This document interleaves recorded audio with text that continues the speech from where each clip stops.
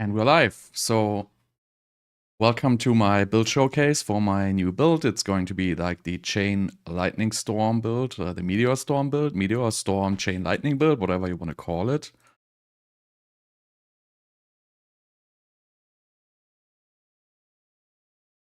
And let me probably put the stream live. All right. Let's see, now it's live. So yeah, again, welcome to my Meteor Storm build. This is the new build I just posted the build guide on, and as always, I'm going to make a live showcase while the build just came out. So let's do this right now. We're going to run a couple of Nightmare dungeons. It's going to be a little bit slower since I'm picking up gear because I still need gear for my other builds here. But yeah, so it's going to be like it's a great build.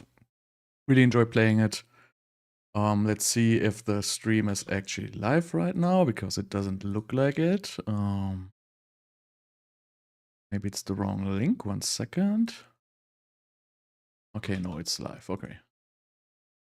So, yeah. Where is it? So, this is supposed to be this one, right? Okay, there it is. Now, okay. All right, so once again, let's go. So we're gonna run a couple of Nightmare dungeons here. I want to craft an elixir here because I don't have one, and for this build it's a little bit beneficial to have one. You don't have to have an elixir, but you know, it always helps. And I just like have quite a bit of resources now since I was like, you know, required to farm some hell tides. Apparently I don't have enough lifespan here. Let's just make some of these, 10 of these. I can craft like 2 of these elixirs. We make another 6. Should never do this, by the way. Don't like refine your resources. So yeah, I have Fatty Assault Elixir because this is like not a very high attack speed build. So it helps a little bit, but you don't have to use it. It just helps a little bit. So yeah, what do we have here? Like, you know, Armor Breaker's not the best for this, I have to say. Iris is probably not. You know, let's just start with like a more chill one here. This one.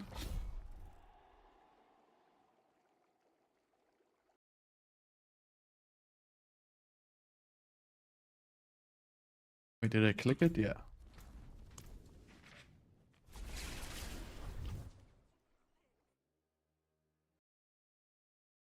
So again, this build is like a little bit slower than the other one, definitely, but it's a lightning base. I guess it depends on like the playstyle. Like I've heard like a lot of people don't like Fireball. I don't even know why. But you can play this very like stressful, but you can also play it like a little bit more relaxed. Like I'm not gonna be hugely pushing this like to the fullest speed possible. I'm gonna be a little bit slower because if you really rush this build, you're gonna make yourself like vulnerable to one-shot mechanics. Like always. So if you just go like a little bit slower, like really like, you know, like maybe 15% slower, just make sure you're not rushing into like packs while your Meteor is on cooldown. You're gonna have a much easier time. So if you really try to like push it to the very, very maximum, it's gonna be a little bit harder, really. So teleport, cooldown, like just look at your bar a little bit to make sure you have your teleport up when you engage packs. Because if you engage pack and you happen to not have cooldown and you happen to not have flame shield, and then, you know, in a bad moment you actually get like the hit which one-shots you from like one of these random little spiders in here, for example, you know, you're just gonna like hit the ground and that's gonna be it, and it's gonna be very annoying. So obviously it depends if you're like extremely speed running or not. Really, I'm not speedrunning right now, so I'm just gonna, you know, wait a little bit for my teleport cooldowns here. And we're gonna be much more safe. Because like these little like spiders, like which are like going around all the like everywhere here, they do like some crazy damage. I haven't figured out yet what the mechanic behind it is. It's called like, you know, some construct like mob. Still trying to figure out what is actually causing the one-shots. But it's like the very, very little spiders. and they can actually one-shot you. And I don't, well, again, as I already said, I don't really know why. So this is what I'm saying, like right now, I had like no teleport and no flame shield up. So I just waited for like a second to have my spells up again, and then I can like easily engage into the packs without like having to worry about dying.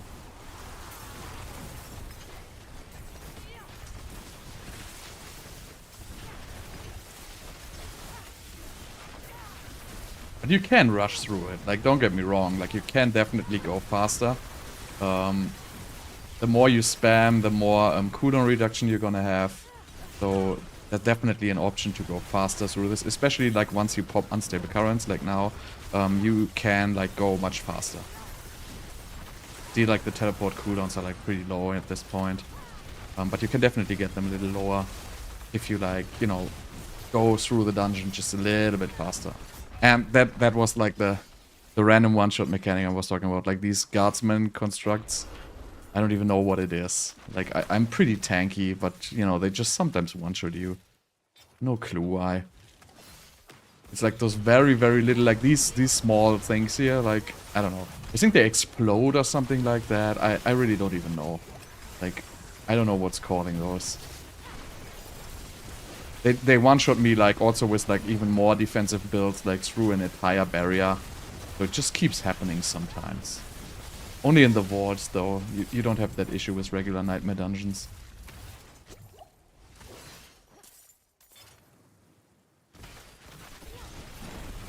Yeah, but the wasp mobs, like, don't one-shot you. You need to, like, eat, like, at least, like, 4 or 5 of those projectiles. I mean, it depends on your build, but, you know, I don't die off a single, like, shot of those.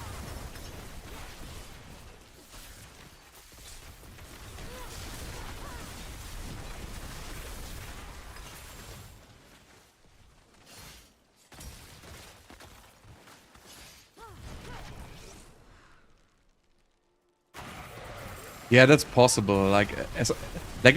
I guess it's basically impossible to see what they. Oh, that was an explosion actually. So it's impossible to see what they actually do. I feel like, because it's like this tiny little construct thing, and you know, yeah, it might be like something. If they are like alive for too long, they charge up something and they kill you. That might be what it is. So basically, what it comes down to is like you pretty much want to kill those as fast as possible. Like, if they stay along for, if they stay alive for too long, they're just gonna, like, insta-gip you. It's, like, really strange.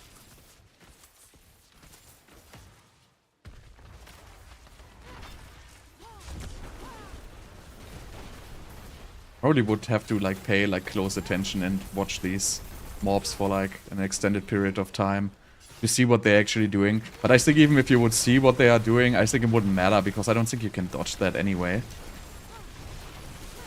Like, way too much, like, little stuff going on the screen.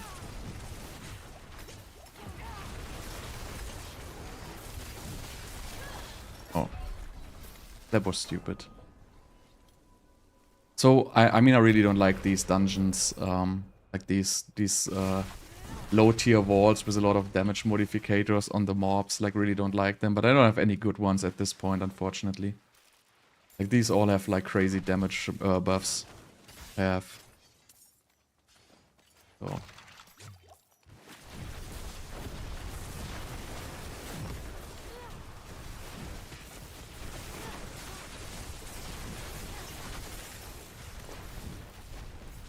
In general, I don't have these issues.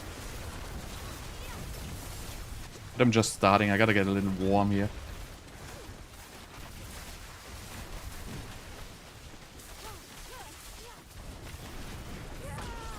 Gotta get the buttons smashing.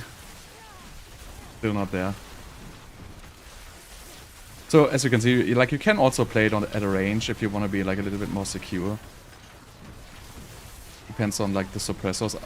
They nerfed suppressors, but it's not live yet, right? The patch comes, like, on the 6th or something like that, or 4th, I don't even remember.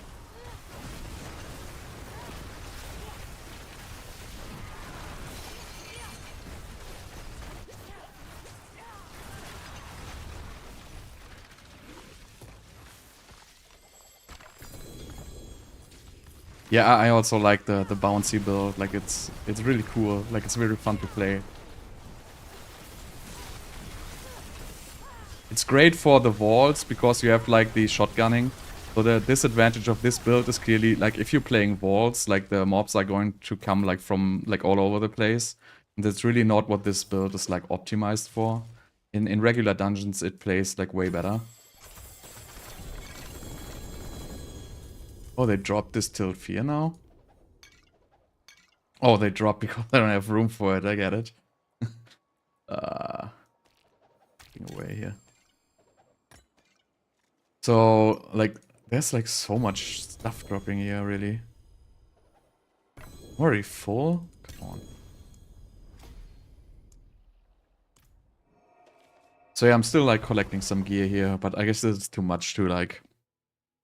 Should probably stop looking at gear during the dungeon and just look at the gear at the very end, because it's like already way more than enough there.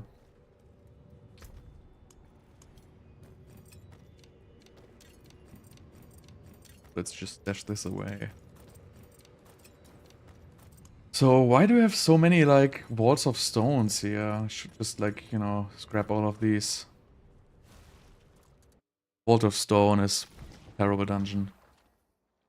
Well, pretty much all vaults are actually not so great. Like the Vault of Cinders is definitely the best one.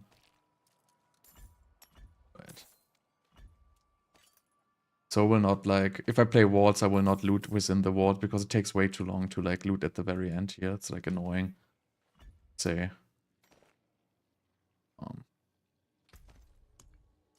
what do you have here? I like this. So yeah, I mean, I really have to check out like these little constructs. Like, I don't even know if it's like possible to dodge or not. It's probably a bug. Like it's this is like a classic Blizzard like one-shot mechanic, right? You have like the tiniest useless mob, which is like apparently having like crazy one-shot mechanics. I don't know. It's like classic Blizzard. Like I don't even have to like say anything about it. It's annoying, but it is like it is. You gotta live with it.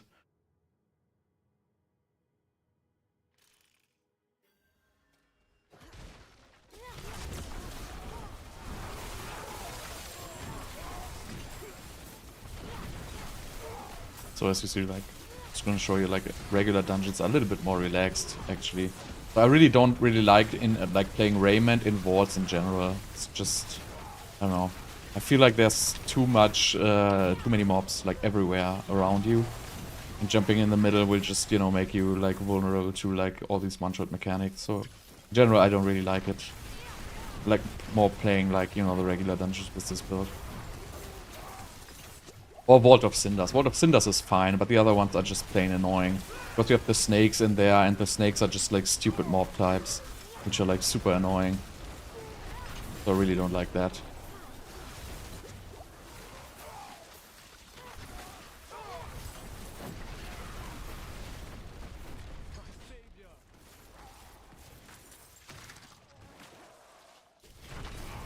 Also really like this Juggernaut's aspect, even though it makes you slower because you have slower evade. It's just like so good in return. Makes you move definitely slower, like you notice it. If I don't have movement speed on my amulet, so if you don't have movement speed on your amulet and you play Asus, but you have like 8-second... Oh, I think there was a volcanic below me, which I didn't see. So if you have 8-second evade cooldown with Asus boots, it's like, you know, it's like not the greatest thing in the world, I guess. Just makes you a little bit slower as well. But for the most part, like, you know, I'm pretty much already done with like high speed. Like I don't really need it at this point. Like I don't need to farm any more glyph levels. I just need to farm like some specific items and sigils, so it doesn't really even benefit me to go like high speed, because I will just miss like a lot of drops. And trying out builds like consumes a lot of sigils, I have to say.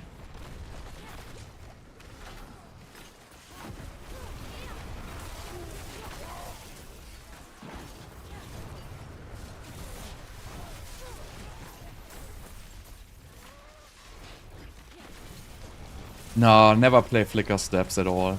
It's like the worst item in game. I mean, it's nice, but it's useless. Like, you're just gonna lose out. Like, Asus Boots, if you play crit, if you don't play Asus Boots, like, you know, you can play Elementalist Aspect, probably. It would probably even work with this build. If it works, like, nobody knows if it works. Nobody can prove that it works. Like, does it work on enchantments? Nobody knows. So, I'm not really considering that an option. So, really, I never play Flicker Step at all. Unless, you know, as long as I need crit, I will always play Asus. Also, like, the evading through mobs, like, is, like, way too annoying. And if you play Juggernaut's Aspect, you're still gonna have, like, one evade every 8 seconds. So, probably it's not even gonna be good for the cooldown reduction at all. You have to pretty much play, like, Oculus, I guess. You would have to play Oculus Flicker Stack, which is, like... No, that doesn't even work. Like Juggernaut's Aspect and Flicker Step, they are pretty much, like... not working together. Like, you have 8 seconds cooldown and you need to evade through mobs. It's just not gonna work. Oh. Get it? Yeah. But you know, that's personal opinion. I feel like Flicker Steps are not good. Also, like, the having to evade through mobs, like, it kind of makes me lose DPS all the time, because instead of nuking the mobs, I actually look where's a big pack, and then first of all I evade through the pack, and then I start attacking, which, you know, it costs, like, you know, 1 or 2 casts, basically. So I don't really think it's, like, beneficial at all. Oh, that was stupid, by the way. Nobody would have survived that.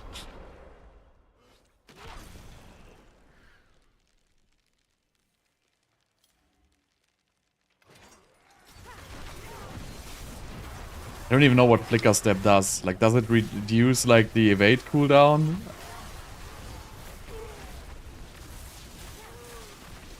I just know it reduces ultimate cooldown, but I don't know if it, like, reduces evade cooldown.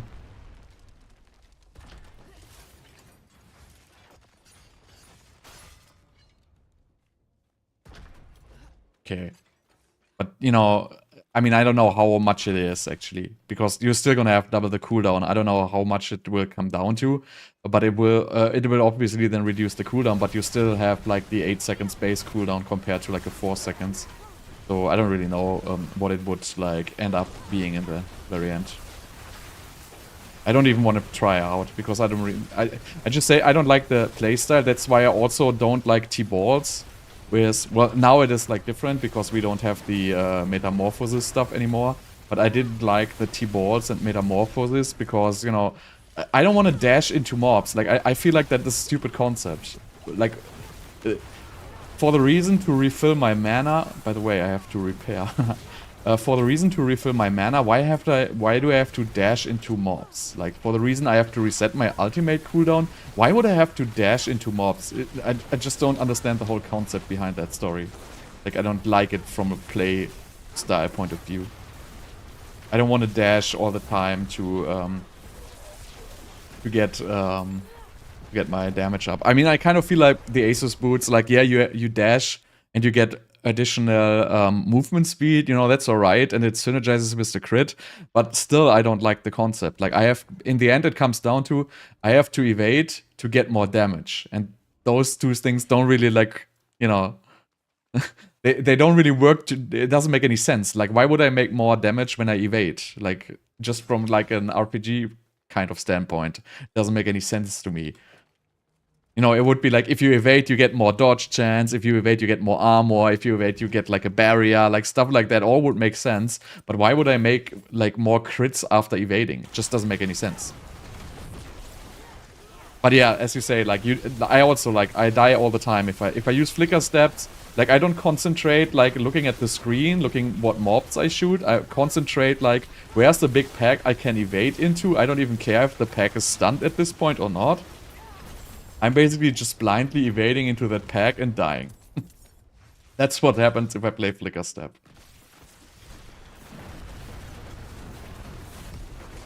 I play like shit, by the way. Like, I'm totally slow. Normally I'm, like, way faster. But I don't know, I just can't deal with it right now.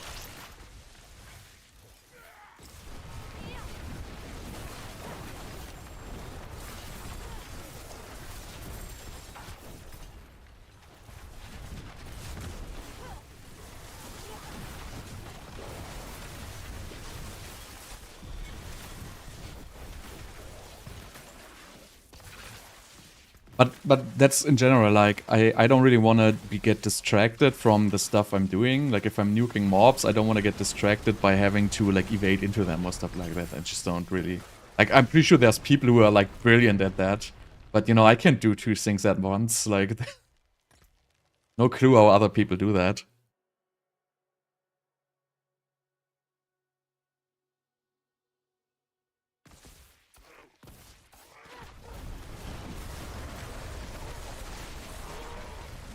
Let me just like try to like get a little bit faster on this one here, so you can see like how the cooldown reduction actually works, because that was like actually a pretty bad showcase here.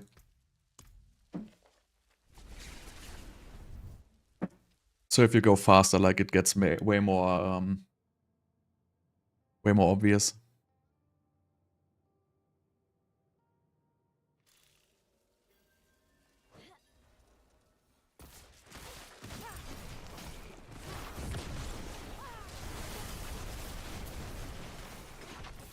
So even if you're like, you know, not seeing any mobs, you still gotta use like your skills, and then you're gonna be like a lot faster on this whole cooldown reduction story. Like if you look at my bars right now, I have like way more casts if I do it like this way, but it's like a little bit more like stressful, I have to say. Like you cannot really look at gear on the ground. Like this is like solely for like if you want to like run faster, because as soon as you start looking for gear, like you have the breaks, and if you do like this conjuration synergy, you basically don't want to stop casting. As soon as you stop casting, you're basically breaking your combo.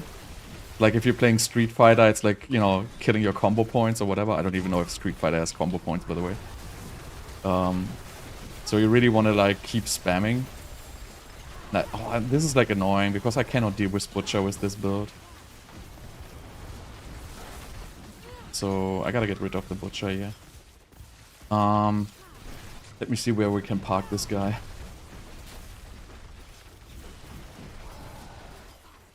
Somewhere down here, I suppose.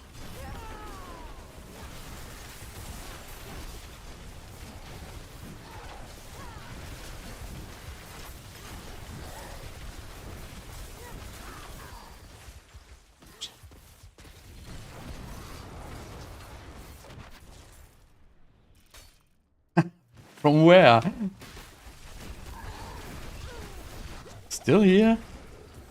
I hate the Butcher, by the way. It's like such a stupid concept. I mean, I don't hate the concept, but he has too much HP. It's like way overtuned.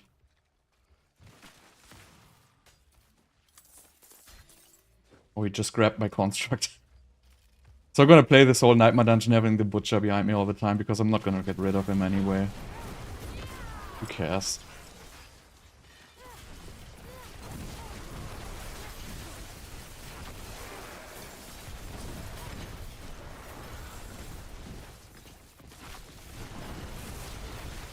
Like, I have the Stormbane's Wrath and the Butcher behind me. That's like the worst possible scenario to play. Or maybe the Butcher's gone. I haven't seen it in a while.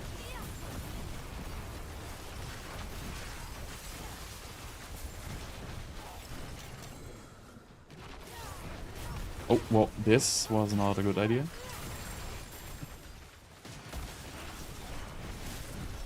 But I mean, you know, the damage is like pretty alright, like Meteor-wise, without even like I don't play any offensive glyph other than destruction here. So all my other glyphs are pretty much utility. And I mean, for that I can pretty much one-shot all elite packs, or at least like two-shot them. Oh, come on.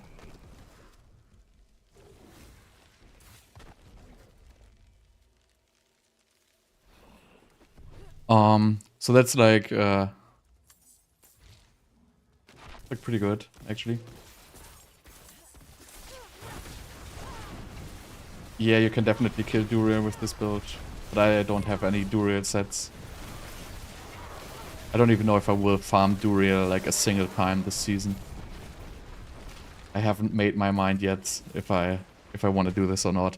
The problem is trading has been disabled all the time, so I cannot get Duriel sets, and I'm not gonna farm those. Like, there's just no way I'm gonna do that. Which is pretty annoying, because I sold pretty much all my Beast in Ice sets, like, right before they disabled trading. So I was going to, like, you know, buy the sets I need, but yeah. In the end, they disable trading, like, and it's still disabled. But you can definitely kill Duriel with this. No problem.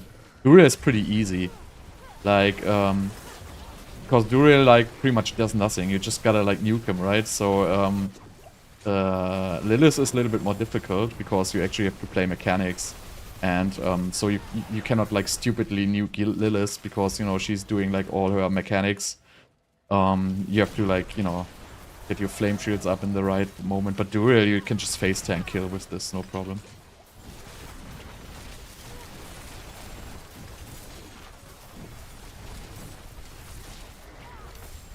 You just gotta build up, like, your conjurations and you just, you know, kill them.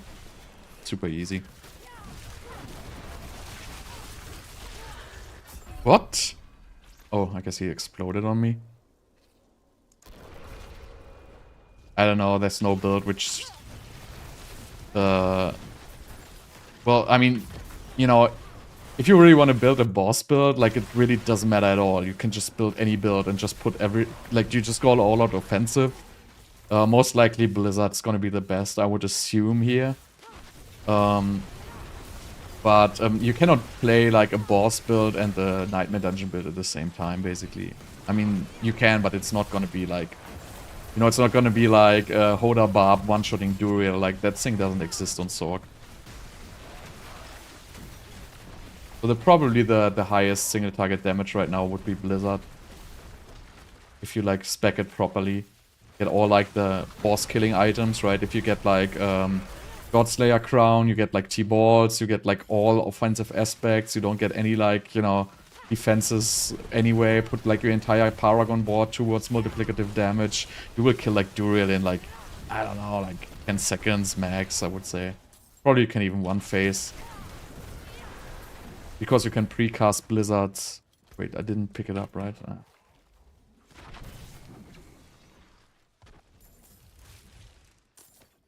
But again, like, this season, like, is not a boss season. So if you play Sorceress and you want to, like, do bosses, like, I don't really see the point in that. Like, most of the Nightmare Dungeons don't even have bosses. And the Nightmare Dungeon boss is really, you can kill with every build. I'm gonna show you, like, with this boss. Like, it's not a huge deal, actually.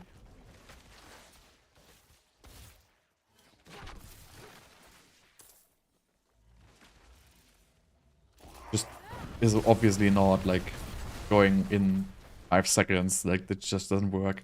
Like, Blizzard is probably the highest single target boss killer at this point, I would say. Haven't seen any better one, though.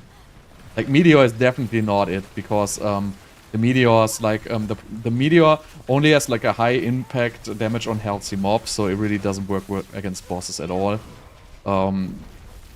It's just the nature of Meteor, like, being, like, tuned like that. It's made to, like, one-shot elite packs, basically. Yeah, I could change the stones, but, you know, why am I gonna do this? Like, it's, like, such an annoying process. Like, I am not even interested in that. Like, a build where you have to change something before, like, doing a boss, like, I don't know, it's, like, nothing I'm, like, interested in. Like, this is, like, super annoying because I cannot tank the boss, but, you know, usually it would already be dead now if I wouldn't have to, like, dodge this storm, whatever thing. Now, obviously, like, I'm out of unstable currents and stuff like that. But, you know, in general, like, it goes pretty fast, right? Like, if you can just face tank a boss. Again, if you would, like, put on, like, other, like, pet stuff, or, you know, you would probably take longer changing the skills than actually killing this boss. So, it's, like, not a huge deal. Again, it's just a Storm Chaser. Because I couldn't initially, like, attack this boss at all. Usually just stand still, spam meteors, and it goes, like, down super fast.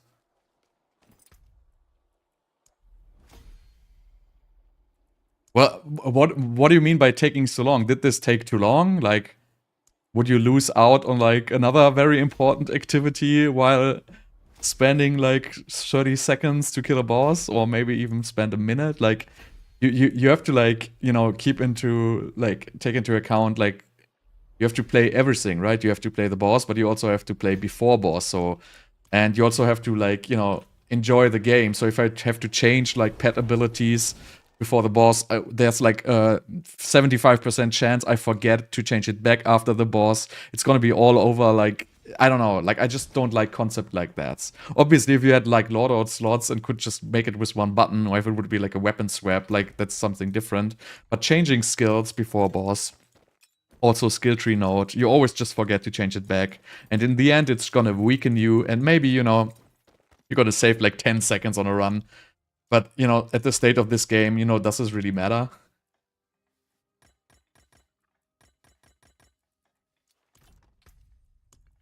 So really, I wouldn't recommend doing something like that. I don't even know what this is. Okay. Let's try it.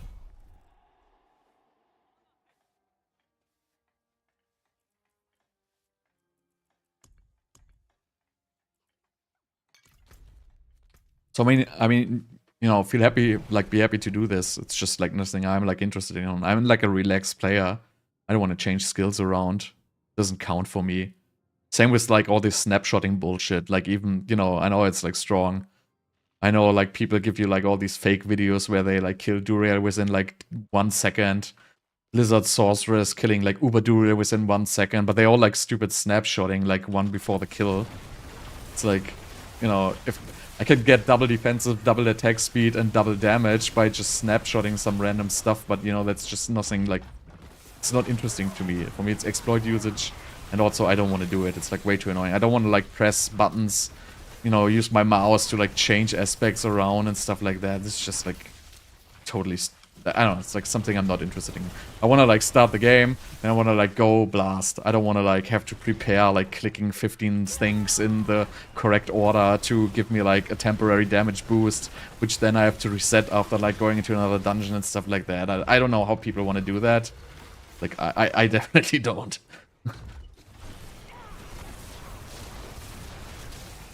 What teleport? Oh, these are fortified. Fortify is like such a stupid mechanic, I feel like. I hate it.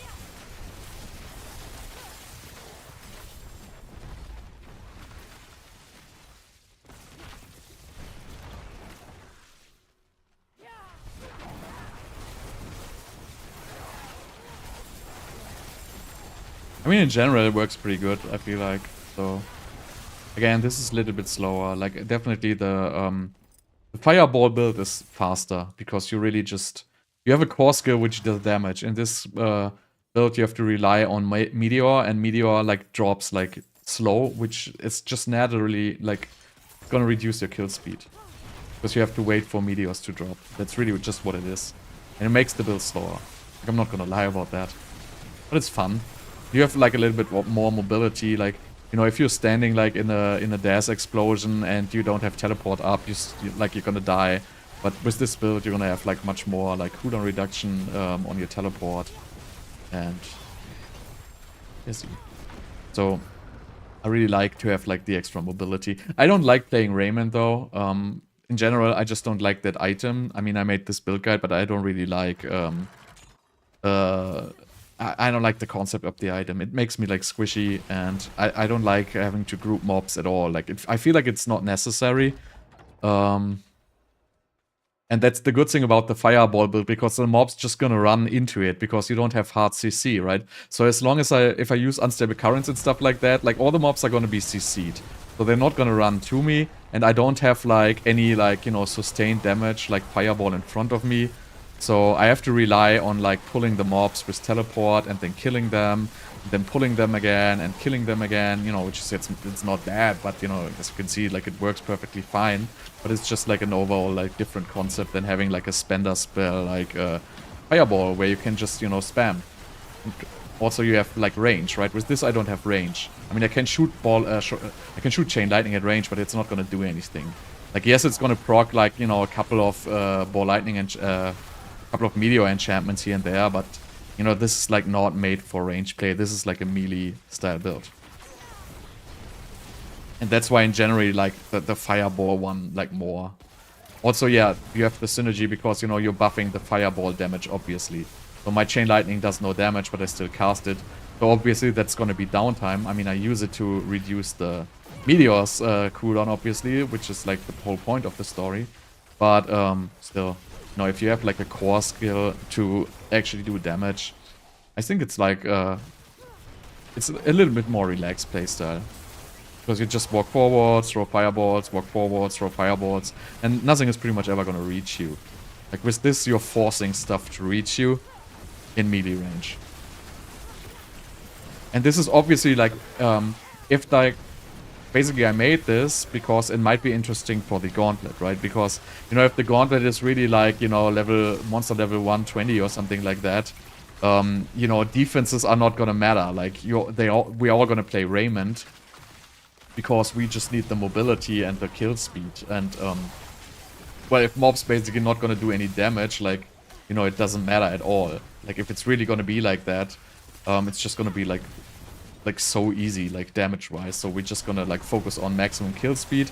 And with this build, if you actually want to go fast and you smash buttons, like you can really go forward like extremely fast if you don't break like your combos. But obviously if like mobs are going to be do damage, you're gonna die. But, you know, if mobs don't do damage, it's okay if you, like, engage a pack of mobs with teleport on cooldown for a second, or with flame shield on cooldown for a second. But if you do this, like, with, you know, tier 100 Nightmare Dungeons, they're just gonna insta-give you. That's just, like, the unfortunate design, basically, of tier 100 dungeons. Like, the damage is, like, way over-tuned, and the hit points of the mobs is, like, way under-tuned. It should be, like, exactly the other way around. The mobs should be doing way less damage and having way more HP. That would make the game much more enjoyable, because you would have to focus like on the interesting things, like, you know, getting your cooldown reduction going, you know, getting mobility, grouping mobs, like being able to deal like huge amounts of AoE damage efficiently, instead of, you know, this just focuses on I have to kill all the mobs within 2 seconds or they kill me. And this is Sorceress gameplay from the beginning of this game. It has always been like this. Like, you kill them faster than they kill you, or you're dead. And I don't really enjoy that so much, I have to say. Because there's really nothing you can do other than building low life. Obviously, you can play low life. And with this build, like, you can easily play low life, right? You just gotta, like, throw low life on your pants, on your amulet. And you're gonna be good. So you're not gonna have any issues with survivability. I just don't have the low life gear, and also like I feel like it's a little stressful to me to play low life. But you can definitely do it with these builds, and you cannot do it with, like, you know, non-cooldown reduction based builds, because you're just gonna die, because you're gonna run out of barrier. Like with this one, you can definitely do it, like no problem at all.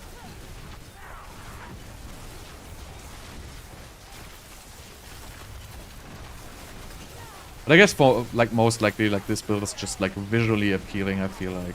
Like, you just got, like, a lot of meteors. And I really like the design of the meteor. Like, it looks pretty cool, I feel like. Like, the burning ground effect and, you know, the drop effect. I feel like it's just looks like a great skill to use.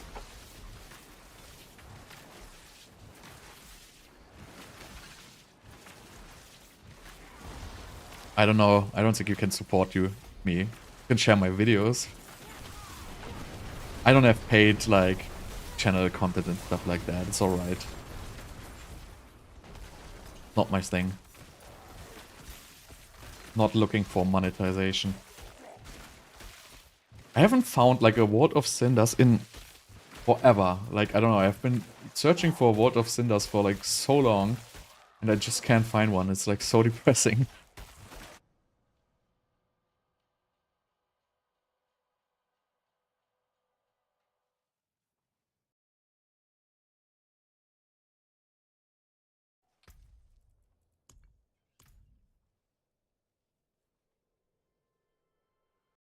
Check something here real quick. Okay. I mean, I cannot see, like, for some strange reason, my stream is, like, not running in the preview, so, but I guess it's working, right? Oh,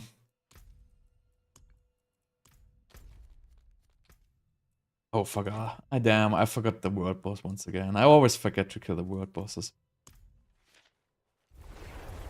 So you get the blue, like, fire damage effect if you have, like, level 10 or above. Or, it starts at level 11 or 10. I'm not entirely sure, actually. So all fire spells basically get, like, this blue effect. It's just a cosmetic effect. You get it, like, level 10 or 11. I don't know, actually. One of those. Oh, this is not cool.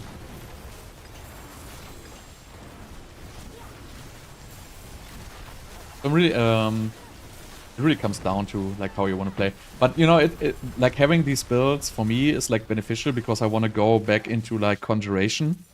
I want to make like a pure Conjuration build after this because I feel like it's super relaxed. I feel like it could work great in the Gauntlet. Because you don't really need the super high damage, but Conjurations are basically gonna auto-target. Which might be super beneficial. I mean, nobody can tell yet, but... they buffed them a little bit, but I don't feel the Conjuration buff does matter at all. It is like so minimal. Like, I don't know, 20% damage or something like that. It really, like, doesn't really matter all that much. But the Ice Blades aspect is pretty good with Conjuration, so you have permanent vulnerable from Conjurations now, which is, you know, not really a buff to Conjurations, but, you know, might be worth trying. Yeah, bouncing meteors would be cool. No, I would more like rolling meteors, actually. Like, you know, the meteor is gonna turn into like an indie trap. That would be awesome, right? What was that game where you had... it was called Firestorm. That's Druid in Diablo 2. Like, that ability. Like, it wasn't really a great ability, but it was like this rolling rock. This rolling fury rock, which would explode, like, at the very end. Like, that was like such a great design skill. I guess it was called Firestorm, yeah. But, you know, I'm really interested, like, what they make in the expansion.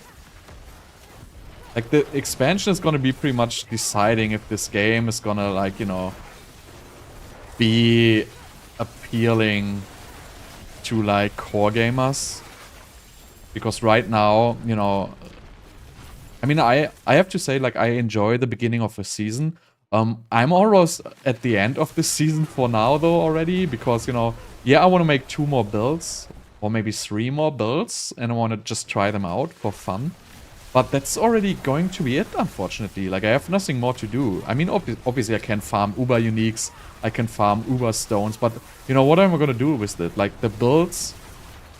like, are exactly the same than last season. And are exactly the same than in Eternal right now. So, really, I feel like, what am I going to do? This room, by the way, this always kills me. It's like nuts. With Avenger. Oh my god. Well, I guess I got it.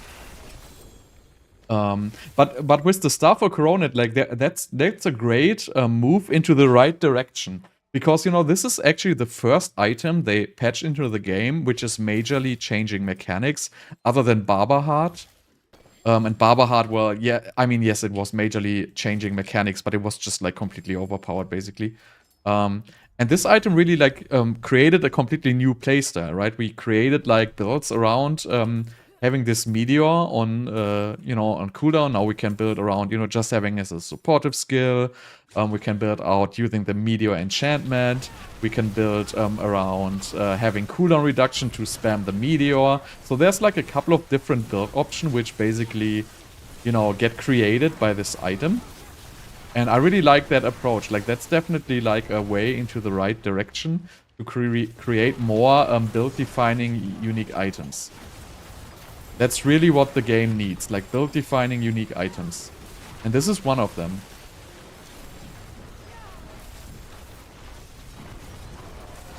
Yeah, Lightning Druid, right, is the same, but... I mean, I haven't played it, but, you know, to me it just looks like... you know, you just stand there and, like, there's, like, lightning killing everything, right? So, I mean, I don't think it's, like... I don't think it's, like, bad, but... To me, it didn't, like, feel, like, so appealing. Maybe it's nice if you play it. But still, like, it's something build defining, right? The item. And with this, like, I really like the number of meteors dropping. Just like, it's just like fun to play, I feel like.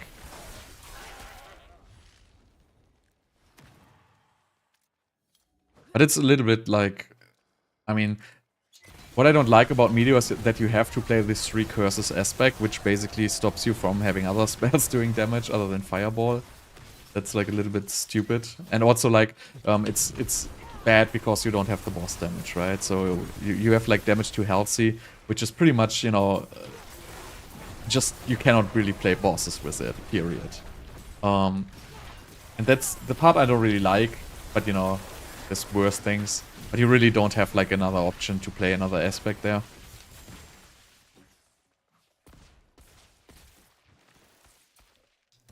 So this is also an annoying boss, by the way, because he's gonna run out of Meteor, and also he's gonna do like these things, which are gonna disable me for like an extended period of time.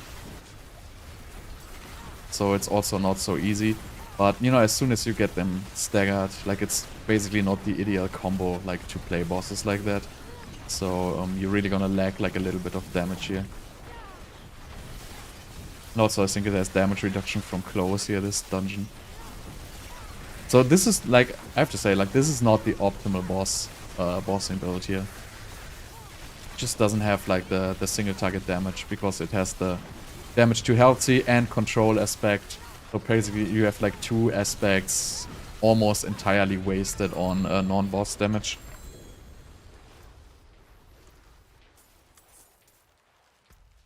I don't even know what glyphs I'm upgrading. Like I think I have all of which actually do anything, so it doesn't matter at this point. But yeah, I want to try Conjurations and I want to try Arclash. I don't know what I'm gonna do first. I'm probably gonna do Conjurations first, because I don't have to swap like so much gear around, because I pretty much already have the Conjuration gear on right now. And I just gotta change a little, you know, a couple of aspects, and then I'm directly into Conjuration build. But I'm still missing like a good helmet for Conjuration. Obviously, if I had Shaco, that would be amazing, but I don't have Shaco. And I can't really farm like Uber Duriel. I just can't.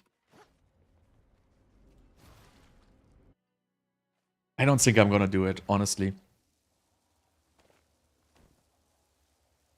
I just don't like it. Like, I did it once last season. I have the items on Eternal, but it's like just so like I mean, if they open trading, you know, I might buy a couple of sets. Depends on the pricing. But I mean, did they like keep the increased Duriel drop rates in from last season, or was it just a temporary event where they doubled the drop rates? They took that back out, right? It's not in there anymore.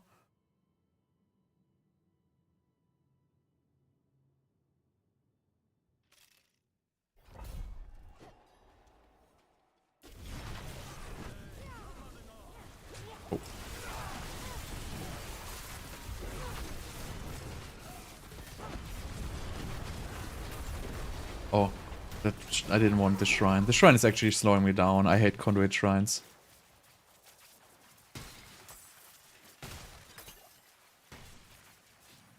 There's no boss there, right?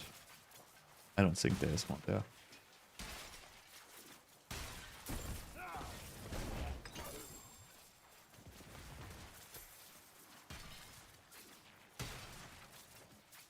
Well, ice builds are still, like, Blizzard is still the best build, I would say, like, this season.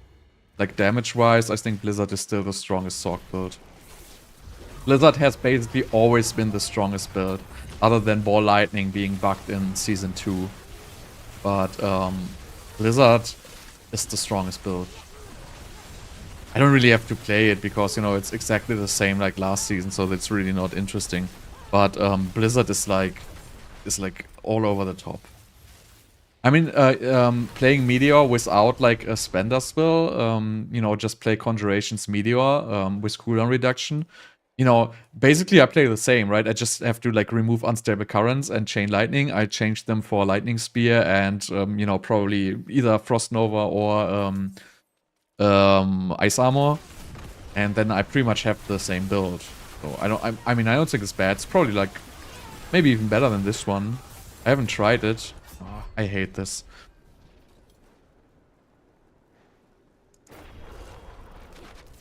But if you're doing like 1.5 to 3 million hits, you're probably not scaling into like Conjurations. If you do Conjurations, you're not gonna do that damage.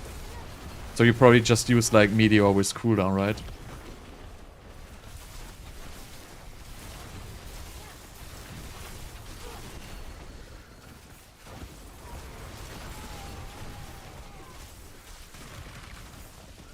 I don't understand. Like, why would you play Melted Heart with Meteor? Like, you don't have resource generation. I mean, it's just gonna reduce your damage and you're gonna lose like 80% damage from your amulet. Well, like, I don't really see the point, actually.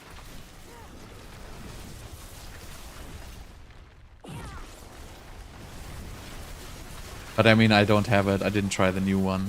But I just feel like it's gonna, like, you know, if you don't need it, I wouldn't play it.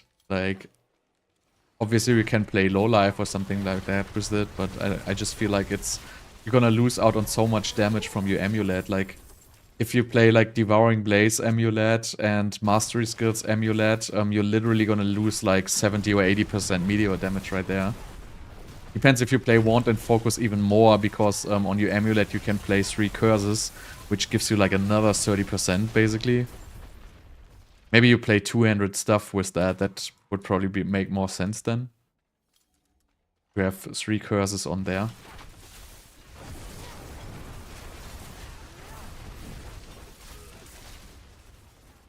But I don't know, like in general, I don't like the amulet, because it makes you just lose so much damage.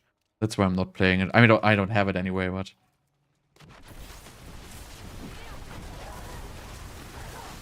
Yeah, but I'm like, you don't need to stack mana. Like, I didn't stack any mana. Like, I don't have a mana aspect or anything. I don't have any mana nodes. Like, I don't need to invest any aspects into mana regeneration. I basically never play a build where I have to invest into mana regeneration. That's, for me, it's automatically a weak build. So I always have to, like, fix my mana without anything. Like, if I play a mana aspect, I'm not going to publish the build at all. It's, like, not going to be interesting to me.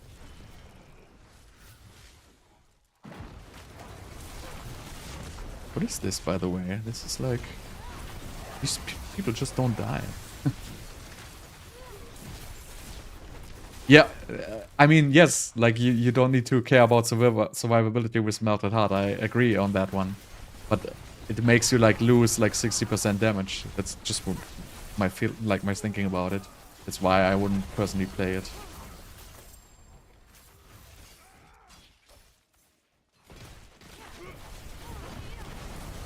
It's in the description. Like, I run all offensive aspects you can get, basically.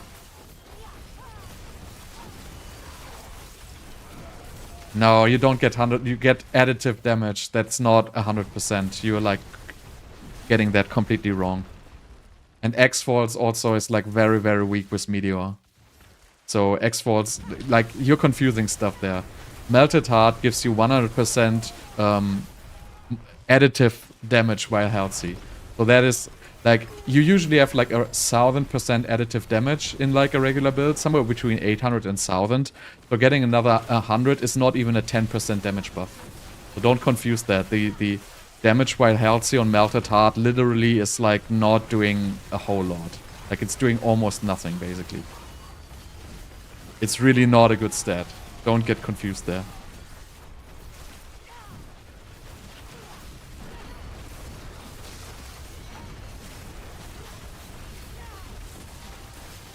I mean, I'm not saying that you're not. I'm just saying you might be like 60% faster if you don't use the Melted Heart.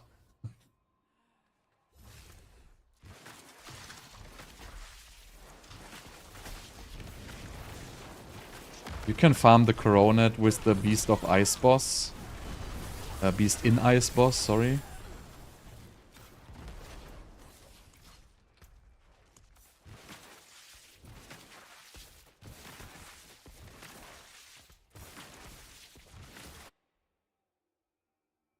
But I mean, you know, by no means, I don't want to say that it's a bad item. Like, it is an awesome item if you have it. Like, it basically makes you like immortal without having to deal like with any other like defenses. So it's like a super relaxed item. Don't get me wrong. Like, it's very good if you want to play it. You're just not gonna reach peak damage with playing it.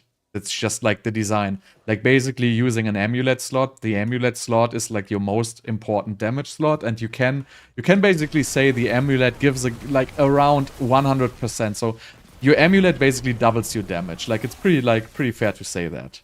Without, and the melted heart amulet gives you like 10% extra damage, right? That's just like what the item is designed. So that's just basically the trade-off, right? You get like amazing like survivability. You don't really have to worry about anything. You don't have to spec like an, you know, a high amount of damage reduction, so you can go all out offensive in your Paragon board. And going all out offensive in your Paragon board will probably like end up being somewhere right.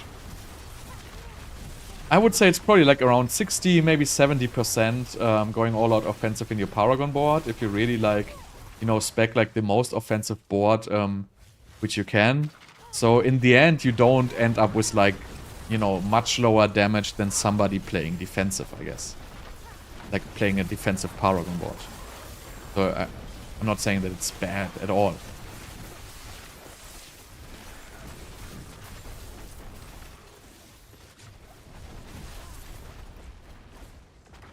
I just see, if you play the same Paragon board without the Melted Heart, you're just gonna double your damage. But if you die all the time, obviously it doesn't like, you know, you're still gonna be like way slower like doing like Nightmare Dungeons.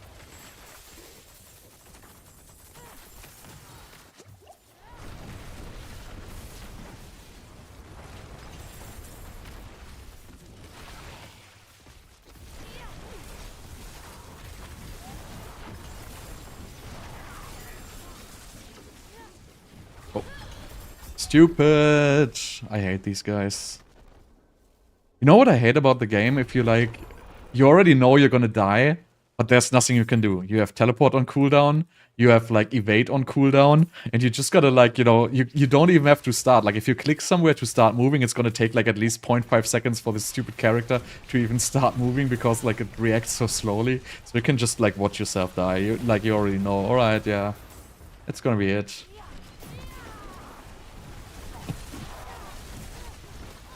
Oh, I hate this, like, this Nightmare Dungeon affix is just like, they should just remove it, really. It's like, oh. I don't know if you can, like, you probably have to use like a build planner or something like that, but, you know, it's alright. I'm pretty, like, you know, I'm pretty sure, like, I know what you're playing anyway.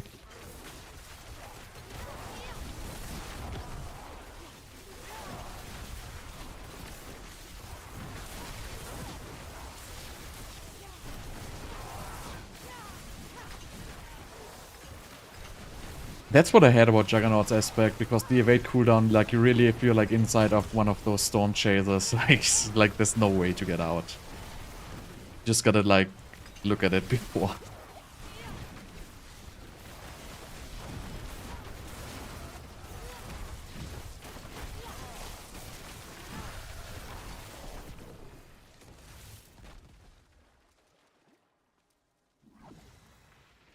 Well, 30 runs is... You have 30 runs in the Beast in Ice and you didn't drop it? That's like pretty unlucky. But you know, that's RNG. That's how it works. It probably has like a 10% drop chance, so... Like technically, you are like just 3 times like above like median somewhere. So keep going.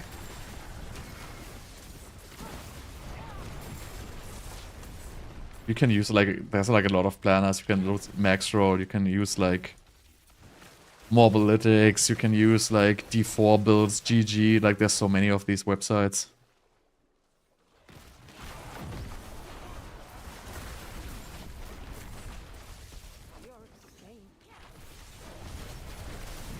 But you know, it's like, takes a lot of time, so like if you have something better to you, like definitely don't do it. But I'm also like thinking, because you know, I want to make a pure Conjuration build, and I'm thinking about, you know, putting Meteor into it or not putting Meteor into it. I don't really know, like for the style of it, I would probably not want to do it. I will lose out on 3 levels on the Conjurations. But on the other hand, You know, I don't think it's gonna do like huge damage. If you don't like scale into like direct fire damage, it's probably not gonna be like super impactful. So I'm probably not gonna do it. I also have like 2 Meteor builds now. Kind of feel like I don't want to make a third one.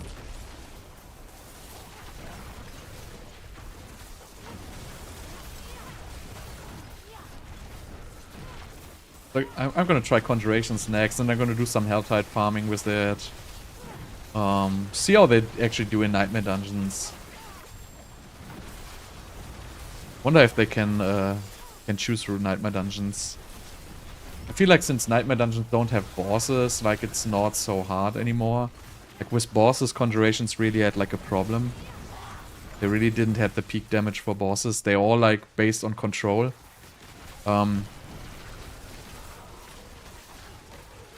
But yeah, I'm gonna give it a try. I'm gonna give it a try basically every season. I'm always gonna try Conjurations every season. Until like they are finally fixed. Like this season we got like a 2% buff to Conjuration damage. When they said like we're gonna significantly number buff Conjurations, they gave us basically, no, I guess it's 3% or something like that. So... But they gave us 3 vulnerable, so... You know... You gotta be happy. Next season, there's gonna be the next Conjuration buff. You know, maybe it takes like another two seasons until they finally realize how this game works. I hate suppressors.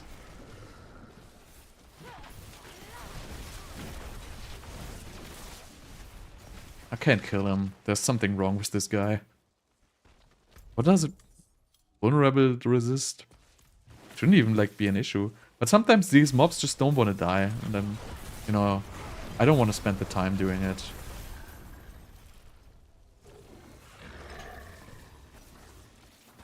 Well, guess I have to now.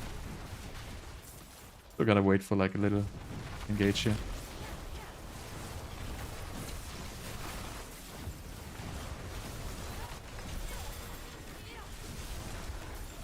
Oh, did I miss something important here?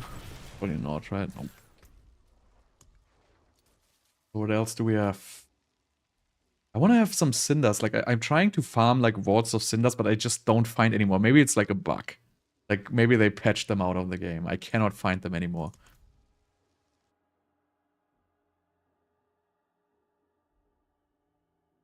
Yeah, training dummies is not really...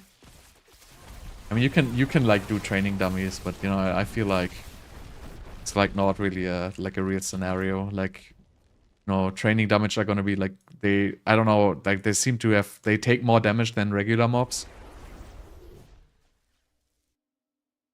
They have no like affixes and anything. And also you get like these huge chain reactions on training dummies going, which you cannot really get on like other mobs. Like especially if you play like Unstable Currents with overflowing energy. Like I can go to the dummies and I can make like crazy combos on the dummies, which looks like totally insane. Like I have like, you know, 100% Unstable Currents and I can like completely like make like the huge ass firestorm on the training dummies, but it doesn't really work in a real life scenario, unfortunately.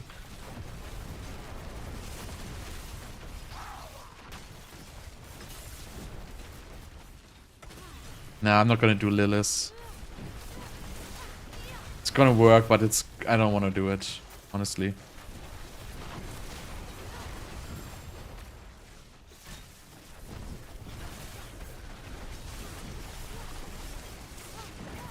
This is not the best build for Lilith, because you're gonna build up like Conjuration synergy, and Lilith is gonna take off, and your Conjuration synergy is gonna be gone. And you're gonna have to play like through the phases. Like you cannot insta-give Lilith with this. You have to change gear. You have to change Paragon to do this. I am playing like defensive Paragon.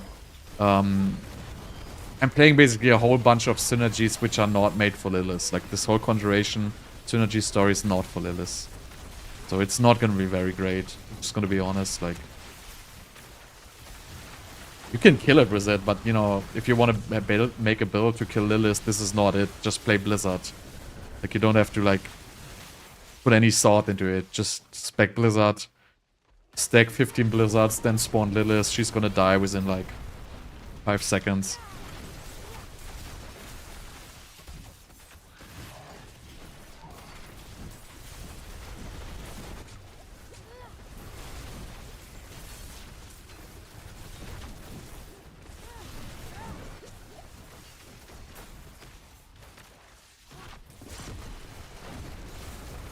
I can't tell you. How would I know? Probably not, honestly. Like, I don't know how the Gauntlet's gonna be. But I don't think Gauntlet is gonna be about damaging, so bouncing Fireball is probably not gonna be a good build. I think Gauntlet is just gonna be about mobility. Mobility and burst damage. That's my assumption. But it's an assumption, we don't know. But I don't think like the high damage builds will gonna be like good in that content.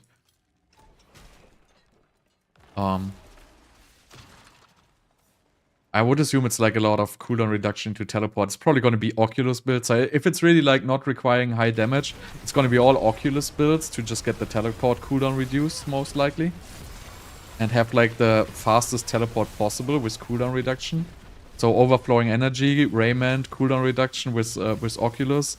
So you can basically teleport every like, you know, 2 seconds. Just get around the fastest way possible. I don't believe this whole strategy bullshit. They said, yeah, you gotta pull the mobs, like you gotta pull the boss into the stone and revive the boss and stuff like that. Like, no fucking way. Like, it's not gonna be like any like strategizing. It's just gonna be face rolling. Like, Blizzard employees are not capable of making like a strategized dungeon approach. It's not gonna happen. It's probably like just gonna be like a huge dungeon, which is gonna be like, you know, maybe 5 times the size of a Nightmare dungeon, and you're just gonna move through it, kill every single mob, and call it a day. That's probably what it's gonna be. And the faster you can do it, the more mobs you can kill. And basically, in the end, if you can kill all dungeons, you're probably gonna be good. That's my assumption how it's gonna be.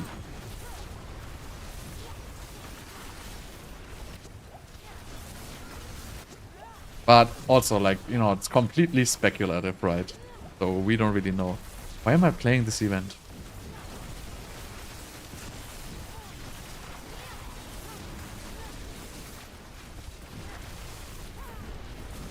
I mean, just from the footage we saw that there's like these random shrines and they just survived the like revive the boss or something like that. You know, either it's gonna be that or it's gonna be, oh, I just pull every single mob into this shrine. So it's one of these two things, right? It's either gonna be, oh, the dungeon is just extremely huge and you just have to like have the fastest build to just go through it and kill everything as fast as possible, so you can basically kill all enemies in the end. Or it's gonna be, oh, let's just check out where those 3 shrines are, which are reviving all mobs, and then we just pull all mobs into there and then wait until all mobs are in there and we just kill them. It's gonna be one of these things, probably.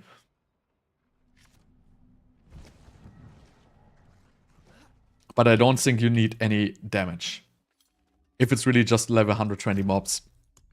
Like, if I jump into, like, tier 70 Nightmare Dungeon right now, it's gonna be, like, stupid. Like, with this build, it's just gonna be overkill. We're gonna have, like, way too much burst damage, and way too less, like, you know, skills which actually do less damage and kill stuff fast. So my assumption is, you know, even like something like Chain Lightning is probably going to be terrible because it has like way too long cast animation. So it might actually work with some like Meteor if you know, teleport, Meteor, teleport, Meteor, teleport, Meteor. That can be like pretty fast. But my hopes is kind of that it's like, you know, that you can do like conjurations. So I have to check what it is, like level 124 or whatever it was. I think it is like a tier 80 Nightmare Dungeon or something like that. So you basically have to benchmark your build against the level, you know, tier 80 Nightmare Dungeon, how fast you can basically clear the entire dungeon. And, you know, the faster you are, the better the build is probably gonna be for, like, the Gauntlet.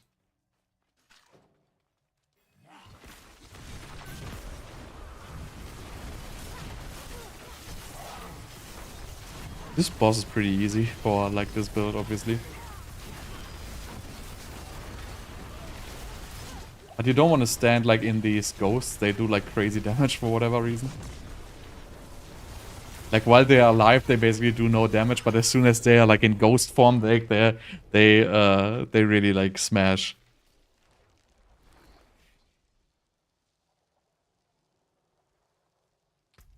Alright. I don't know. I don't think you're gonna use ultimates in in Gauntlet at all. What do you have here? Monster fire resist, monster life.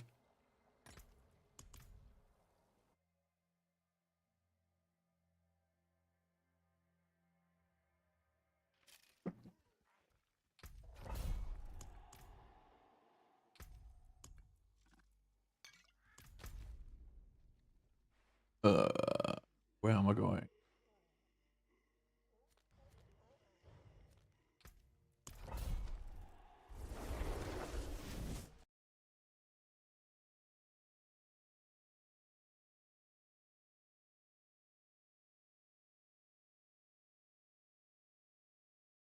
Or just don't like Flicker Step.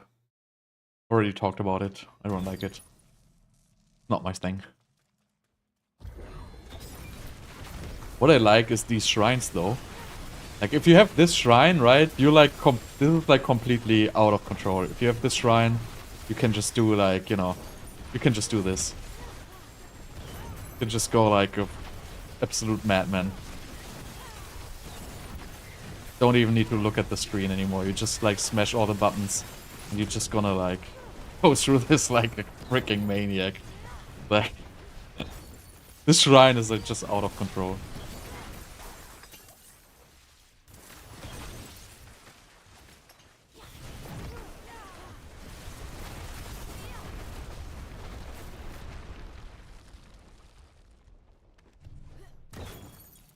This build though also, like the ultimate is not really so important.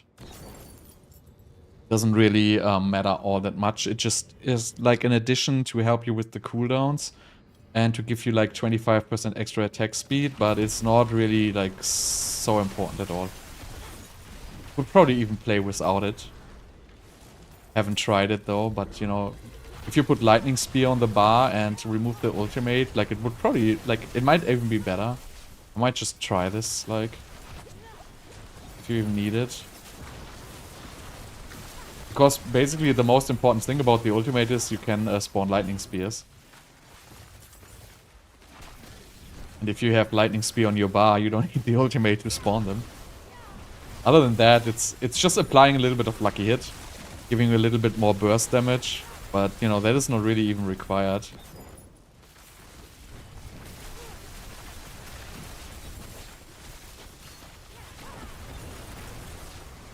Trying to spot like these charging little mobs, but I really can't see them. They're just too small, like I cannot really see anything what they're doing. So they're probably just gonna one-shot me randomly, like, very soon. But I really like this extra shrines map. I don't know when they added this affix, like, you know, basically some of the maps, like, of the dungeons just have like their negative affix replaced by additional shrines. I'm pretty sure it's going to be a bug. I don't think they did that intentional because it doesn't really make sense to me. Probably they just like sorted the additional shrines into the wrong category. They probably just put it into like, you know, negatives while it is actually being positive. That's just what I think.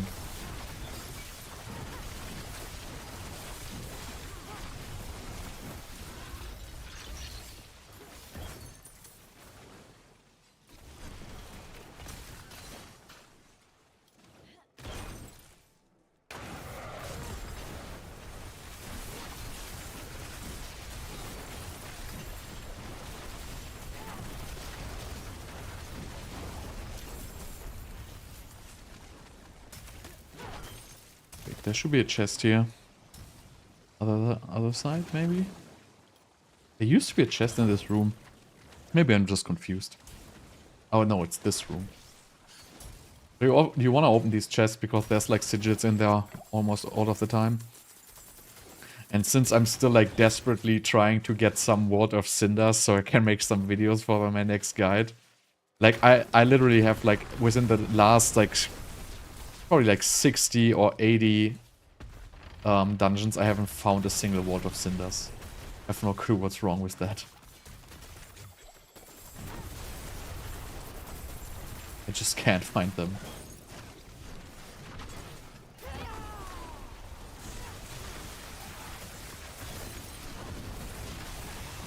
So if you have like really, if you're using unstable currents, you're just gonna have like a little bit more like cooldown reduction in general, but it's not like so mandatory at all.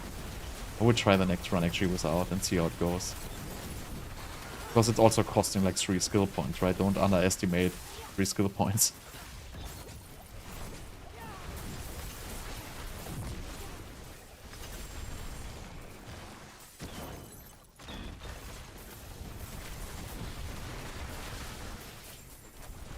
Cinder's like the best dungeon this season.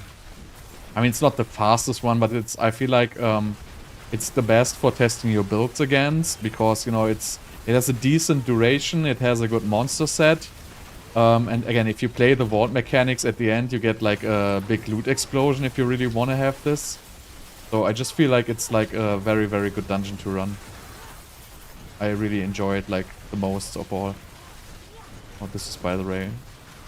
Like losing all my stacks here.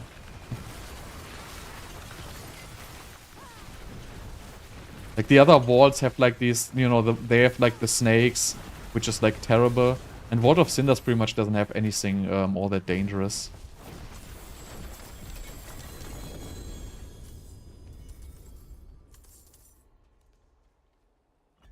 Pick up all this junk here.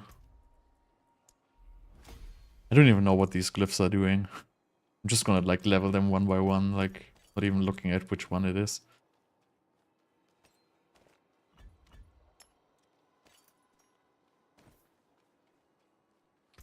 Alright, I will be full after this.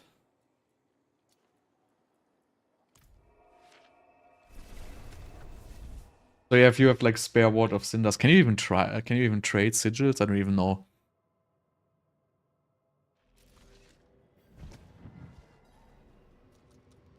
So look at this, right? So all vaults, stone, stone, stone, stone, stone, blah, blah, blah, stone, stone, stone, copper, copper, copper, copper, copper, copper, copper. There's more. Stone, stone. Stone, stone, stone, ink, ink, ink, ink. Copper, copper. Like, stone, stone, stone, stone, ink, ink, copper.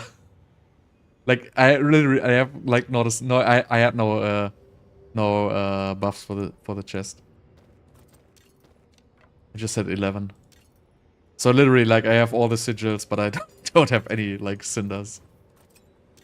I have to, like, clean them up very soon, because I'm, like, you know, I'm full. Almost. But I have to go through my sigils there very soon.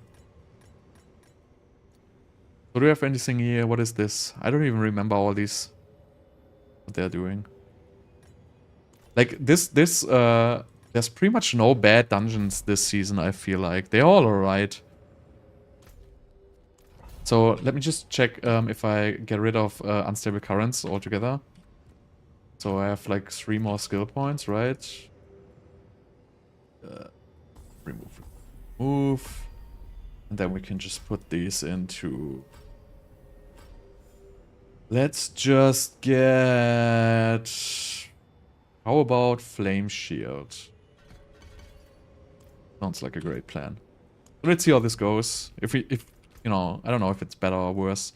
In general, it's like nice to have Lightning Spear on your bar, because you can use it to pre-stun stuff, and in the other way you have basically to precast Unstable Currents to get the stuns out, and the only hard crowd control in this build is really just the Lightning Spear stun. So that's why I like, you know, I really want to explore Conjurations once again. I mean, obviously, like, it's gonna be great if you have Shaco and the Uber Stone. So I might actually farm the Uber Stone, because I feel like it's gonna be well, it's not gonna be easier than farming Shaco, but, well, the drop chance is higher than getting Shaco, actually. That is for sure. But also, like, I already have all the materials other than, you know, like, these little cores here. And these are probably not gonna be expensive in trade. I assume these are pretty much gonna be for free. So I get 1 Vault of Cinders, which is level 98. This is like so annoying. I hate that you still get like the low level sigils from like the chest. It's like so stupid. Same with like the items. I don't get why they can't just, you know, if you're level 100, just give me 925s and just give me, if you cleared a tier 100, just give me tier 100 sigils only. I really don't see any reason to for doing that. So as you see, like initially if you have no combo on, like without unstable currency, you're a little bit slower, but now as soon as you like have everything going, you basically have permanent lightning spear up because the cooldown on lightning spear is just gonna be alright. And you're gonna have a little bit less conjuration mastery damage, obviously. But it's safe to like skill points. It's a little more consistent stun you have with this. And probably even a little bit less cooldown on Meteor. Not sure though. But I mean, it's definitely something you can play. Like if you don't want to play unstable currents for whatever reason. As you can see, like I'm doing just fine.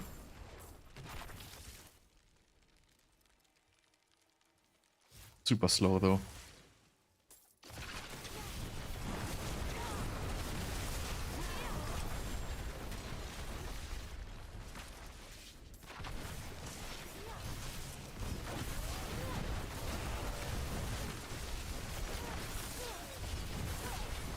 Brick.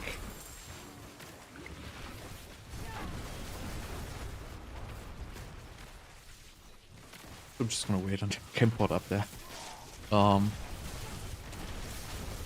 So I don't know if it's like better or worse actually. Like I don't think it's worse. Well, it's probably worse, to be honest. But you know, it's not gonna be like a dramatic difference.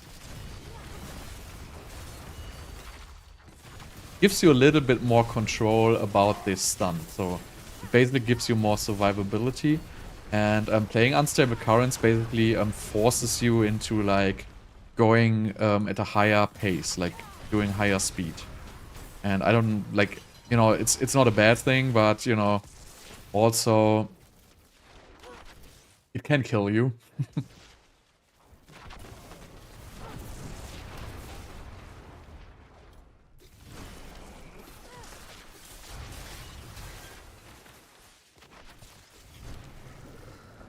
I don't even know if I like it more like this or not.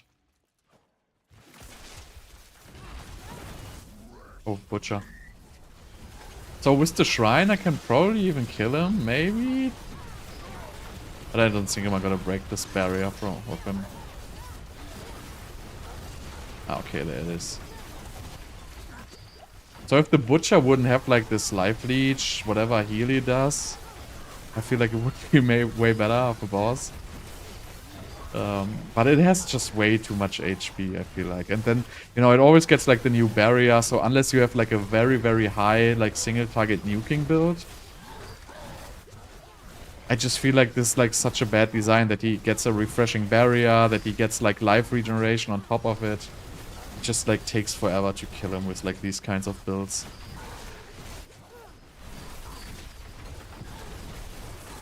And then, you know, the barrier like recharges way too fast, I feel like. So that's why in the end I'm just always like not gonna kill him. Even though he's staggered, like I'm also not gonna kill him if he's staggered, like it's gonna take forever. And you cannot stagger him to barrier, by the way, like barrier prevents stagger. So as you can see, even if I stagger him, like I'm not gonna get him down. Like it would take like just such an extended period of time for no reason.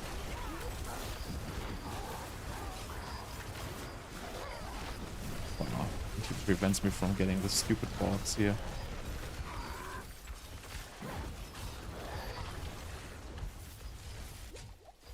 Maybe he's gonna die like in the process.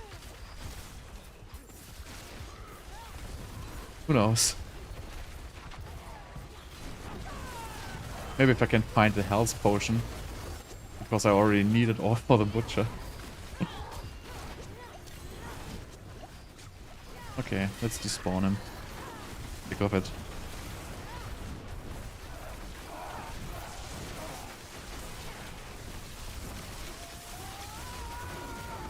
Like Blizzard is good for killing Butcher. Super easy. Like basically everything you can face tank is like Blizzard just kills it like so fast.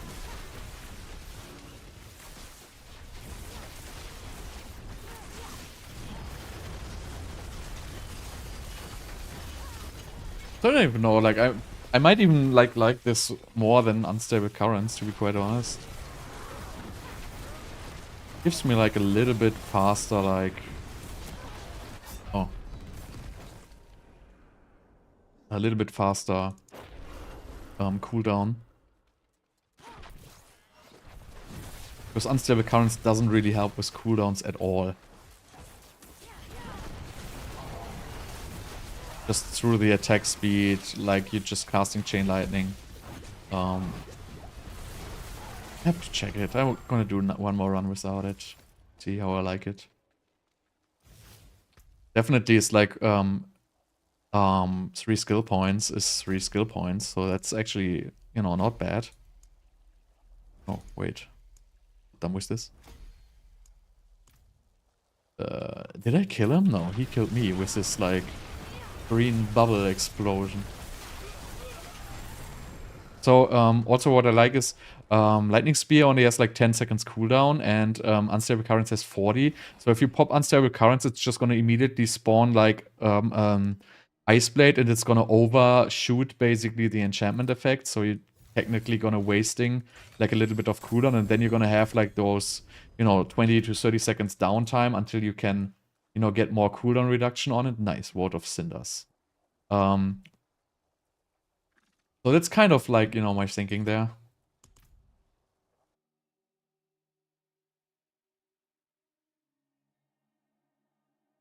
Might be even worse like changing Overflowing Energy, but I don't think if you change Overflowing Energy, it's just gonna like, you're not gonna have a lot of cooldown reduction. I don't think you wanna do this.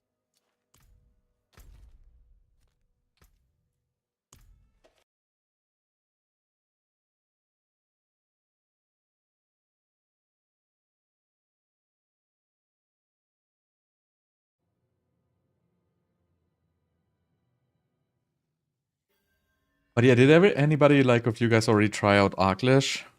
The guide for this build is already out. It's also in the stream's description. So it is already out. Oh, this is... Oh, I don't like this dungeon, by the way. And I don't like it with suppress. Like these maggots, they're like shooting like these little green balls. They do like a pretty substantial amount of damage. They don't instantly kill you. Like it takes a little while until you die, but they do like crazy damage.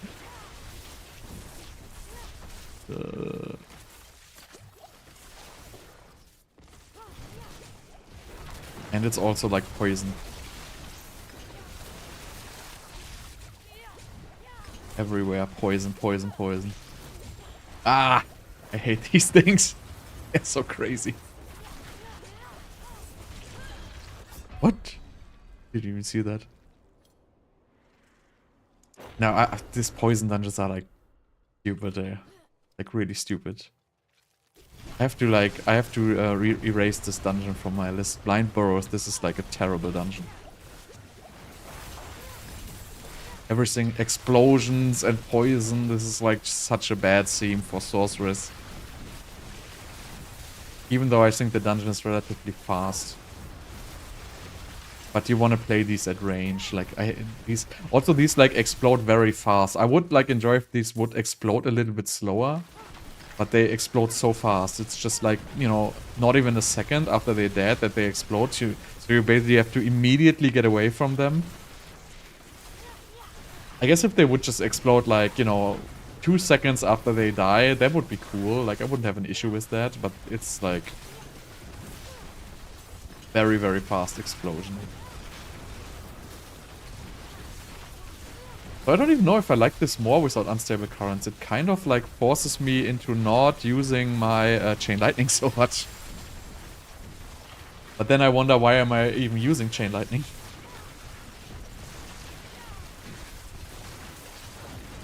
Because I could add another cooldown on the bar. I'm gonna try this after. This is actually interesting.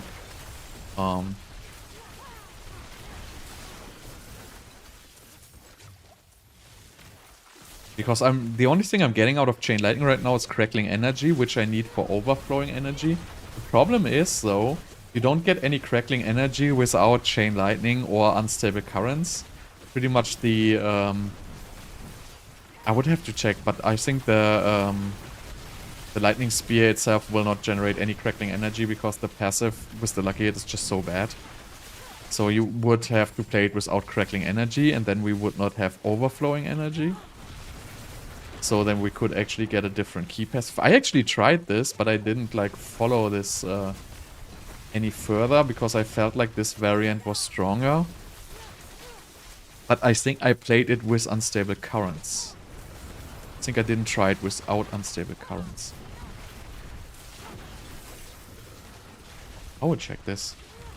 I mean, I already showcased the build, so I can just... so there's probably one, which I missed. No, there's no other way. You have to have poisonous evade. No, no other damage types available.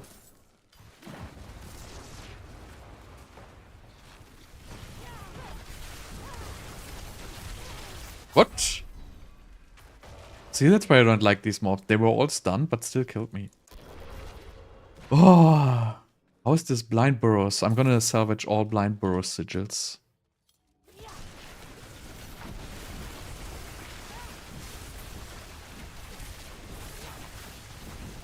You mean fireball?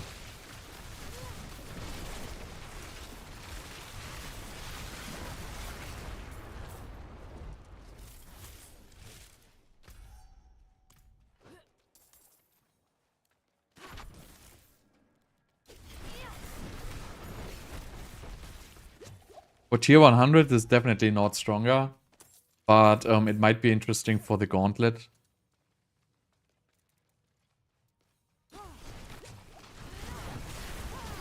Because this has way more, so this has way less overkill damage than the fireball variant, but it has way more sustained damage, and since the gauntlet is gonna be like low level mobs most likely, this might be like way better to play in there. Because we don't need the overkill damage, which we have on the fireball variant.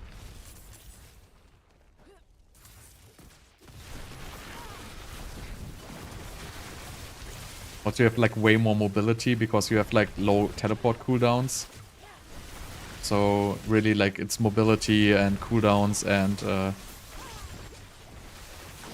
versus like, you know, pure damage. So pure damage wise, this is definitely significantly weaker.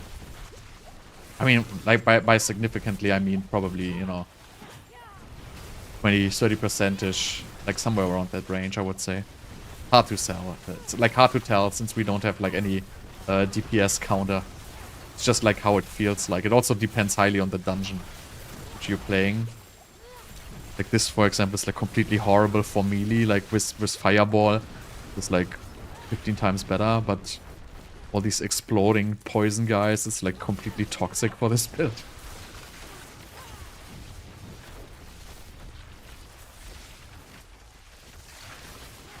Is this over after this anyway? Hope, right? This is gotta be it. Oh, it's not. Oh, it has a boss. Oh, I remember this dungeon. This dungeon is so terrible. Like, this has the worst boss for Meteor. Like, literally the boss in years. Like, absolutely horrible. I will show you. It's like this. It's like a spider running around you, like pretty much walking out of every single Meteor. It's like the worst ever. Like, really. Oh, I hate these exploding mobs. Never. I'm never gonna play this again. Like, it's completely horrible. Look at all these spiders.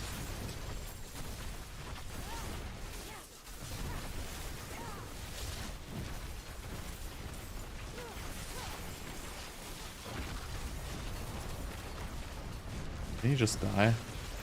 So he explodes and does explosion damage and spawns spiders on top of it? That's like so mean. Wait, no. Is it the dungeon with this boss? I don't even know. I know that. And it also has suppressors. Like, it's like really like the worst dungeon you can possibly play.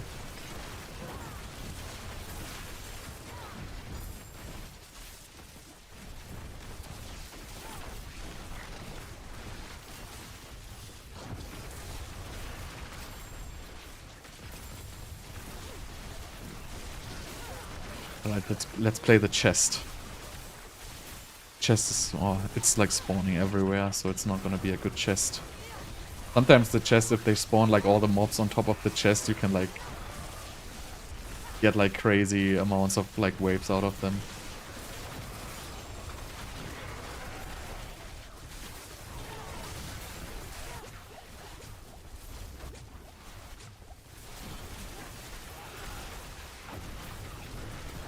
But it's a good way to like get sigils.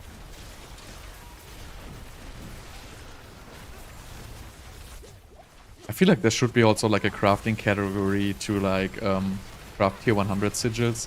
Because crafting like level 91 to 100 sigils, like the chance to get a good tier 100 out of it is just so low. So you don't even need to consider crafting them. So you just farm them within like tier 100. It's pretty much the only way to effectively achieve tier 100 sigils. I feel like they should just say, you know, for like maybe like 5 times the amount of like sigil dust, you can just craft the tier 100.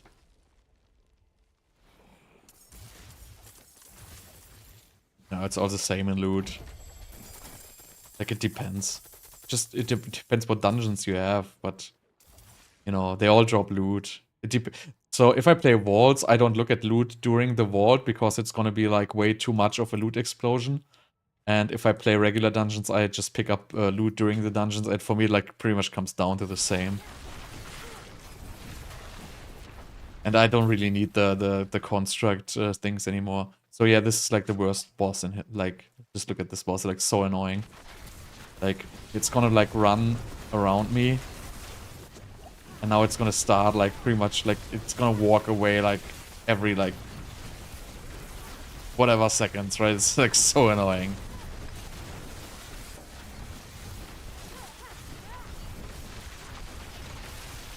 And then it also spawns like the exploding ones. It's like literally the worst boss you can play.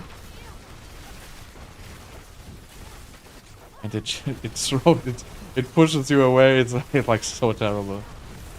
And then he runs like all of the like why?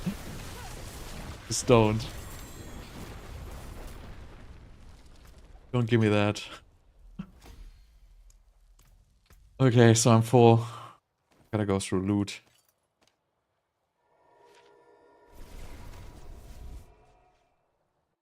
But yeah, that's the story of this build. So I'm gonna try to remove Chain Lightning. So I'm gonna have pure cooldown reduction and Meteor. So then my only damaging spell is pretty much gonna be Meteor. Want to see how that goes. It's gonna make us way more tanky because we're gonna have ice armor. Where am I going? Yeah.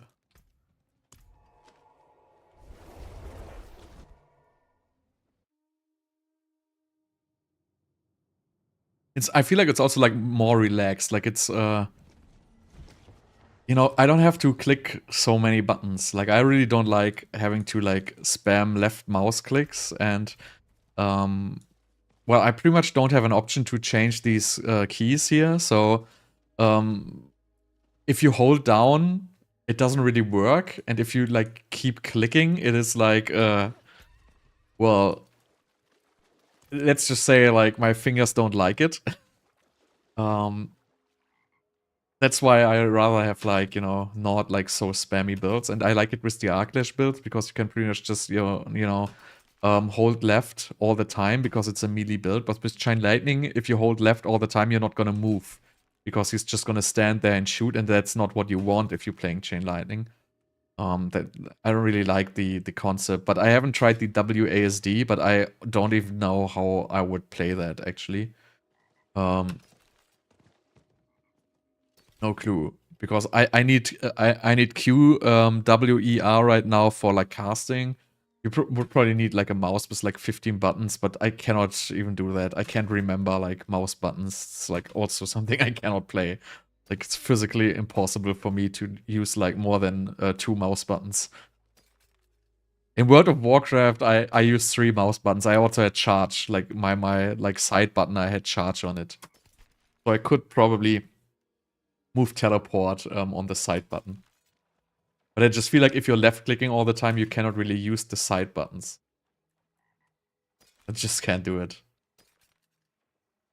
So I really don't think I can do WASD at all.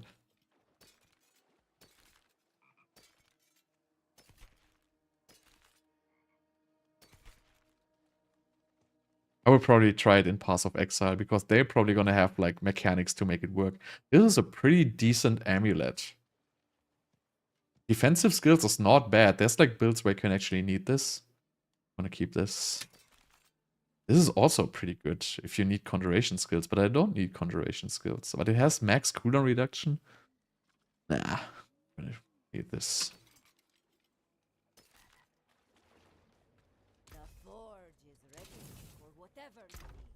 So let's keep this baby here. Alright, so let's go through loot.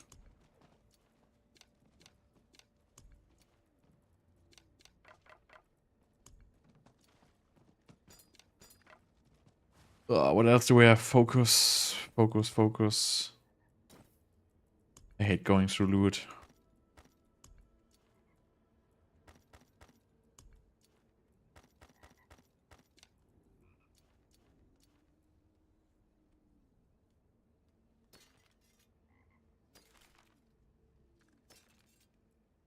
What is this? Prime source, basic skill damage. I'm looking for some certain pieces for like some builds I want to try.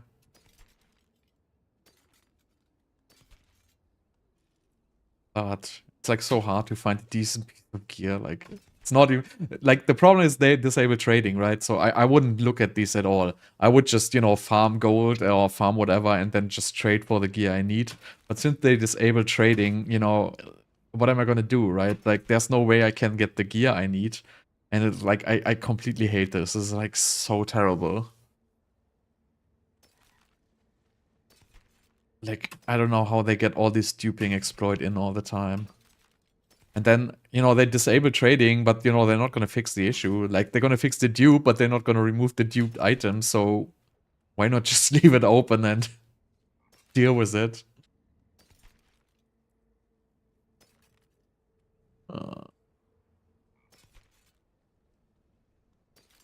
Need any of these?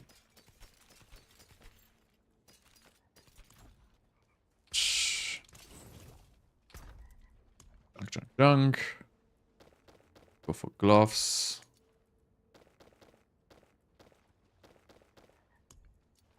Gloves, gloves, gloves, gloves, gloves, gloves, gloves.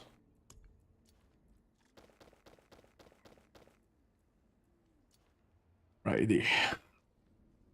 XP crit. Like, finding a 4 out of 4 gloves is also like so impossible. Like, the variant on the stat rolls is like so high.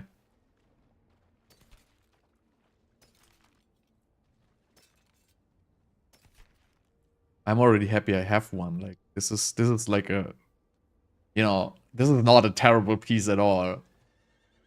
Not 925 though, but it's so hard finding these.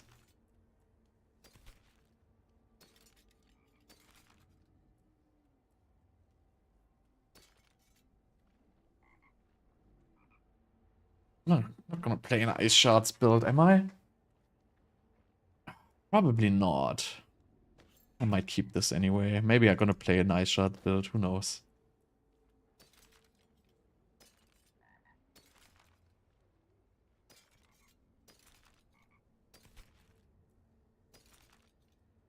Ice Shard builds are actually awesome. They're like so underrated. Like, Ice Shards with Shared Misery is like, it's doing good work.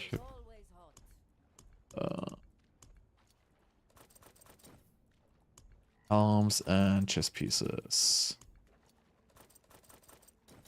Should pick up more helmets. Need Conjuration helmet for my Conjuration build. They don't have Shaco.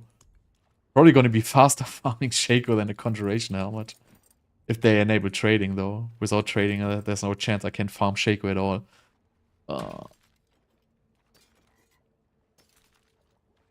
Like, did you ever, like, you know, I mean, I did it, like, I think last season I farmed like I don't even know how many Durel runs. I probably farmed like 500 Durel runs. And oh my god, that is like the most devastating thing ever. Like farming Durel runs, like doing the Hell Tides, doing the quests all the time. It is like, ah, it's killing me.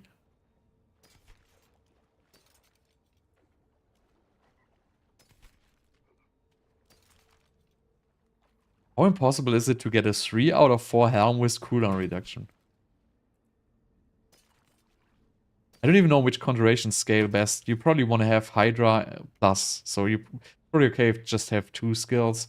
I feel like the Ice Blades are probably gonna do great damage. The Lightning Spears probably not so much, honestly. And I also want to have Conjuration skill damage armor. Like, this one is pretty deep, like, it's pretty good, but I don't want to have, like, fire and lightning damage on it. But I'm just gonna keep this for experimenting. It's gonna be a slight damage, but you want to have main stat. But Conjuration skill damage is not bad, like, having it on the chest piece. If you really want to, like, you know, go hard into Conjuration damage for the Gauntlet, you know, you might benefit greatly from, like, stats like these.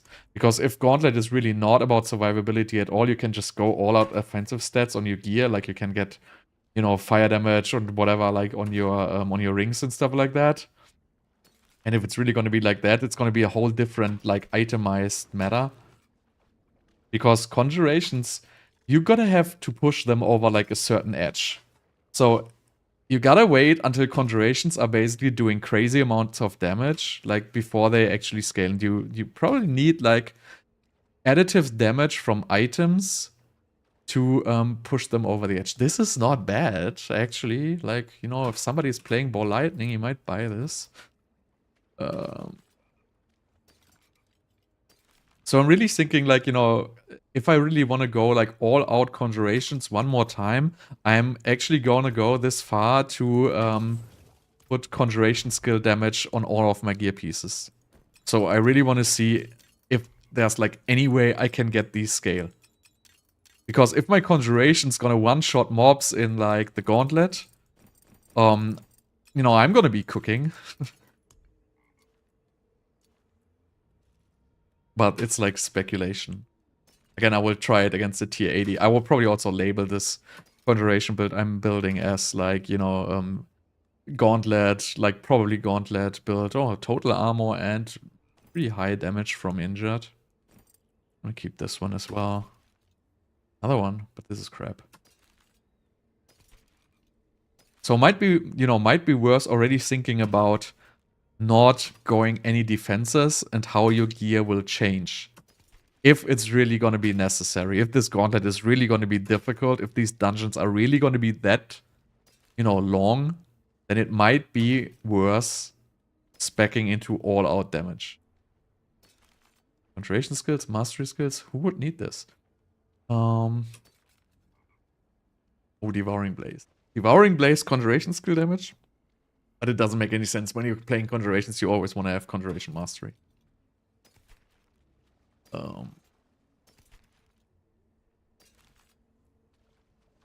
And you can have like decently high conjuration skill rolls actually on, like, as you can see, amulet is 28%.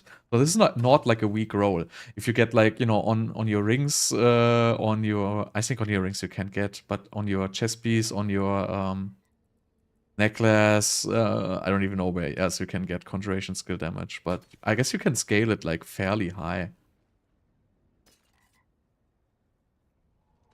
Hoarfrost. Junk. Right, almost done here. One more. I think, yeah.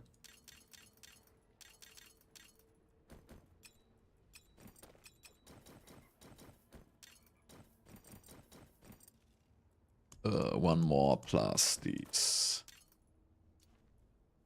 Alright. I might need one of more of these aspects, actually. So, like, on your chest piece, for example, you can get all damage and conjuration skill damage. And you can get, like, I believe, like, 30% fire damage, 30% cold damage, potentially. And that's gonna end up in 60%. What is 5% of 60? That's like 3% extra, right? It's like not like good, but you know, the conjuration mastery is basically it's gonna like be less effective than intelligence. Let's just put it like this. I don't know how like Bliss designed it like this, but if you get 5% of your like cold, fire, and you know lightning damage bonus for conjurations, that's gonna be less than an int roll. That's even gonna be less than an all stats roll. So it won't make any sense to like even try to scale these types together with like the conjuration mastery. I don't know, it's like a strange design. Like they should calculate the numbers before they do something like that. Like if 60 int give me like, you know, 6% damage and 30% fire damage plus 30% cold damage give me like 3% damage, like there's something wrong with the calculations.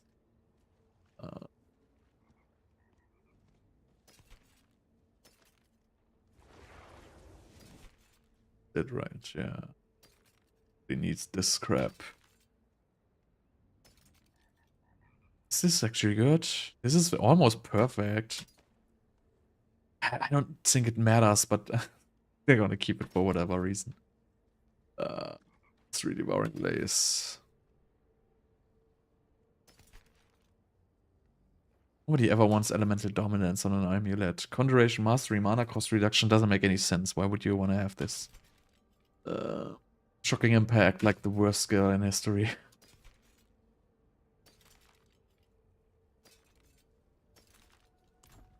So that's it. Damage all junk. Extract some aspects here. This, one of this, this. Repair here. So I'm not gonna, now I'm gonna just try to spec out of Chain Lightning, just another attempt here, right? So I would have to get here, right? These, and these. So, and then I have, why am I missing a skill point though? Then I don't have to use Overflowing Energy. I have to use Asus Ferocity. Now I have 3 extra skill points. I guess you can keep these, but I don't think it makes all that much sense to keep it actually. Because, well, I guess it's Lightning Spear, so I guess we're gonna keep it. So I have 2 more points for whatever. I mean, I have to get Ice Armor, right? I don't even need mana regeneration, so I still have 1 more point. Just gonna pick us back into this. So now I'm gonna have, gonna change this here. Well, now I'm gonna have like all cooldowns. So this is just like a, you know, just a try, right? So I also don't need like Assault Elixir anymore now. I can like play any Elixir. Probably like, I don't even know. Not playing anyone right now. But I just want to try like how good the cooldown reduction is gonna be. I don't even remember this dungeon here. This dungeon is good actually, but terrible affixes. This one is also terrible. This one was the one I just said I'm not gonna play anymore. Let's do another Mercy's Reach. That's pretty chill. So again, I'm just trying this. This might be like terrible, and I'm gonna spec back. But I just want to give it a try.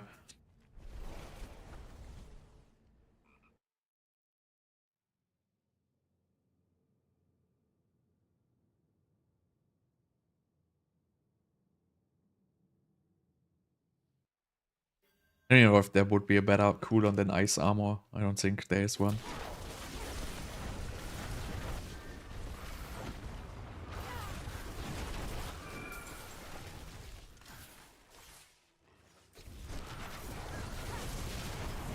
It's pretty decent, right? Like, it's pretty relaxed. Like, I don't have to, like, do anything, basically. It's like a little slow. Like, slow-paced gaming, but also, like, I don't have to smash buttons and... Oh, there was, like, some kind of explosion I didn't see. Why was there an explosion? Oh, Death Pulse. Death Pulse. I mean, I'm not gonna say it doesn't work. I have to change my skills though. I'm always trying to cast Meteors with right click. So let me just... What do I put on left click here? Just put lightning spear on left click, doesn't even matter. I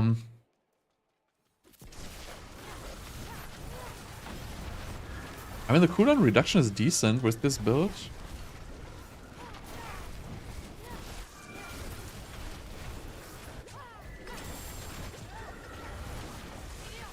I mean, I still have, like, I have a wrong enchantment right now. No, I still have, like, Meteor enchantment, which doesn't make any sense with this build. So I might want to change this one as well. You could do, like, Frozen Orb, for example, and go into, like, Frozen synergy with this. But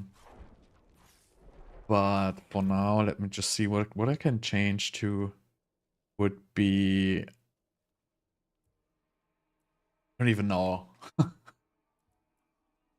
Doesn't even make any sense to get... Well, we could get Firebolt enchantment, actually. It's not gonna be bad. It's gonna... So, if you play Firebolt enchantment with, like, you know, Lightning Spear, everything is gonna be burning, and, we have, like, somewhere roughly around 50% damage reduction from burning. And also, like, the first Meteor hitting is gonna have it burning already. So that's gonna be, like, the benefit if you have, like, Firebolt enchantment. It's gonna give you, like, quite a bit more tankiness. Since everything is always gonna be burning.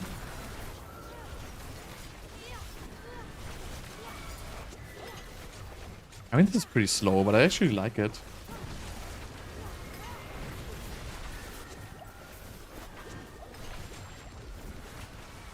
I don't think it's better, though. Like, it's just much slower.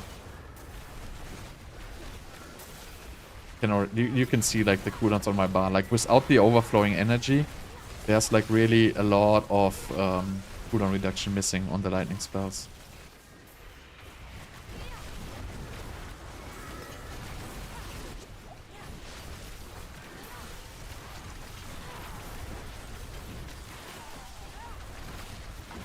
But you know, if you want to be, like, more, like, relaxed playing, this is definitely an option there. You only have to click, like, Meteor, like, once every, like, second. Incinerate? What is Incinerate Ball Lightning build? Never heard about that.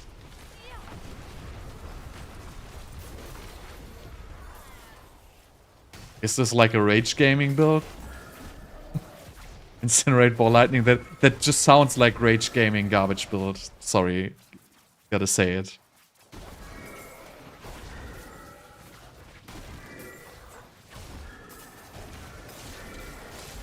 Like, new best sorcerer build, Incinerate Ball Lightning. It doesn't make any sense anymore.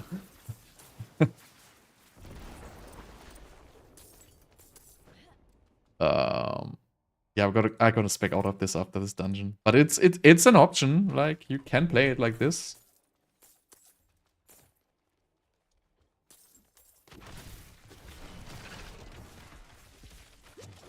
But he would play Incinerate Ball Lightning, like, totally. Like, that just sounds like a great... Like, Incinerate is range, Ball Lightning is melee. That, like... That should work really good together, right? You could actually play Burst Mastery, by the way, with this. But I think it's just for shock skill damage, is it? I don't even know. So Burst Mastery is not bugged, by the way. Like, if you're thinking Burst Mastery is bugged because some streamer said it, it's not true. It's not bugged. It works just fine. All lies. They lie to you. It's fake news. I mean, honestly, like, if you just want to play, like, a more relaxed way, like, this is, like, way more relaxed. It takes longer, like, obviously it depends what you... Like, especially if you're talking all the time, like, you know.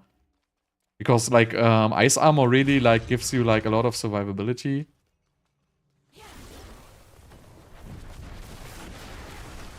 But the cooldown, like you can see, like, the there's pulls. The cooldown reduction is not, like, superior. Like, it's definitely not. Like, you can see, like, it kind of works, but it's not, like... Not there. Definitely not. I gotta respect this. Do not like it. I'm gonna go back to like the original one. Change this.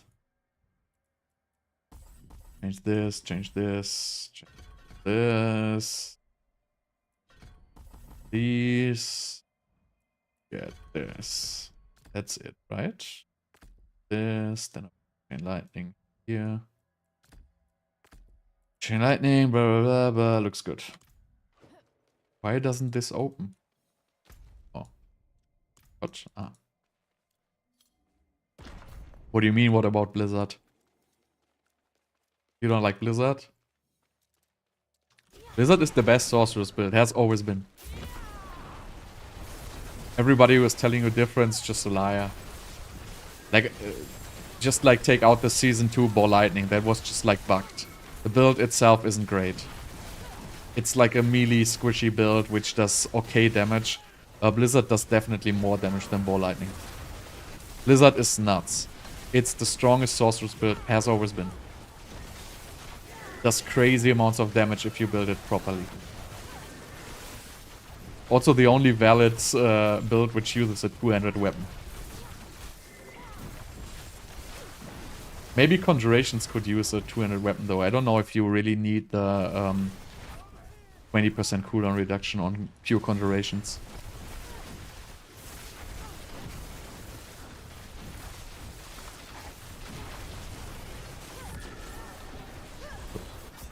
What? Why did I die? It's a Death Pulse again? Hate it. I didn't even see it. Blends perfectly into the environment.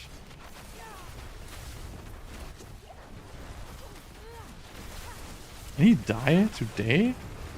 Why can't I hit this mob? Something is wrong with this pack. I just can't kill it. Like, it's, I don't know if it's... Blizzard is like the strongest boss damage build Sorceress has. Like, you have no idea what you're talking about. Blizzard has the absolute highest boss damage you can get. If you build Control, obviously not. But if you don't build Control, like, Blizzard boss damage is, like, extremely strong. Like, just look at some Uberlist Blizzard footage. Like, it is nuts.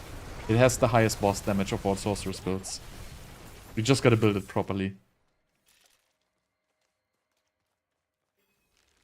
It's not gonna one-shot bosses. Like, if you know, if you compare to, like, one-shot Barbarian, like, you know, obviously. But Blizzard has the strongest boss damage of all Sorceress builds. If you played Blizzard and you don't have it, then you probably have, like, a bad aspect roll. And you're probably playing Blue Rose or something like that. So you're probably just playing it wrong. But Blizzard has insane boss damage.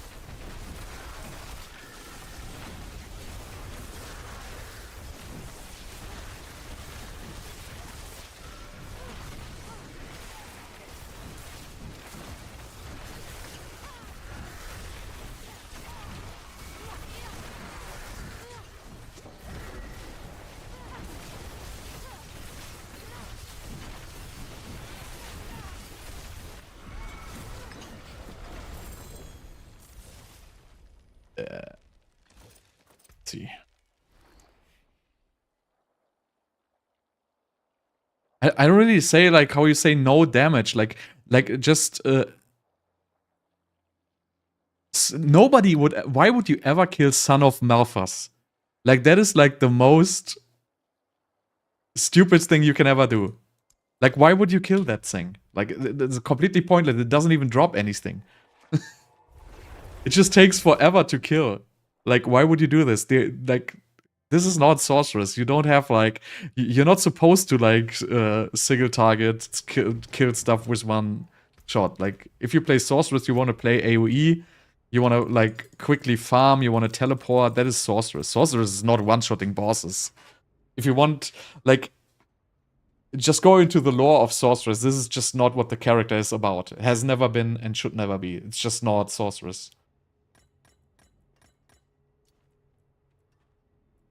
It is just, you know, because you had like this whole Ball Lightning story, which basically just completely destroyed the lore of Sorceress by just giving her like something completely overpowered, but... So how many cores does it drop? Like 1, 2, 3?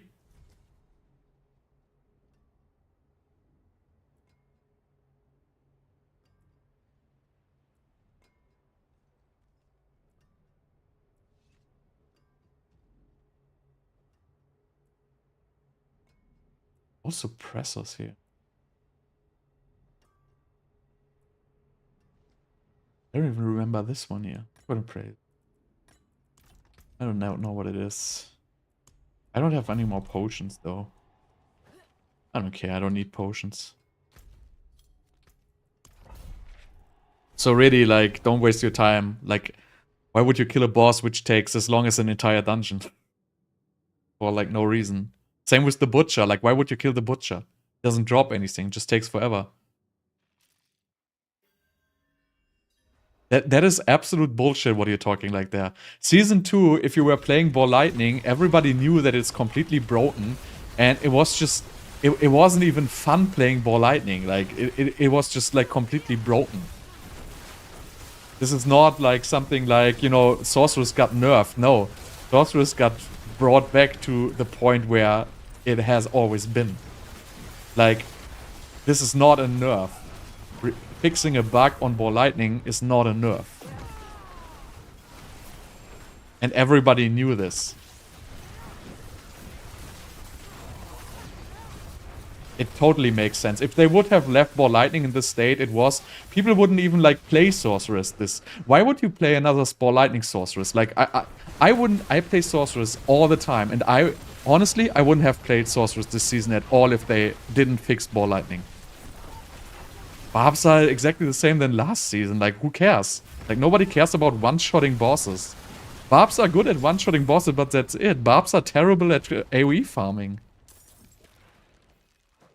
No, it's not a nerf. It's fixing a bug. You have to understand. Like, fixing a bug is not nerfing. Nerfing is making something weaker, which was intentionally made stronger. But it is not what it is. It is just fixing a broken bug, a game-breaking bug. That had nothing to do with the nerf, not even remotely. Just go like on Wikipedia and, you know, check the definition of nerf. Not a nerf. The bug fix. Completely different. Nerfing is, you know, scaling up or scaling down skills. Usually like nerfing is like, you know, in the range of, you know, 10, 20, 30%, maybe that. Like, that's usually what nerfing is. But not, like, fixing a bug. Just admit it. You're wrong. Not gonna talk anymore about it. Everybody knows that what I'm saying is correct, so...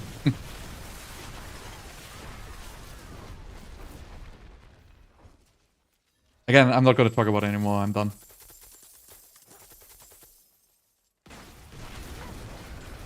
What is Rogue this season even? I haven't even seen a single Rogue this season, like who cares?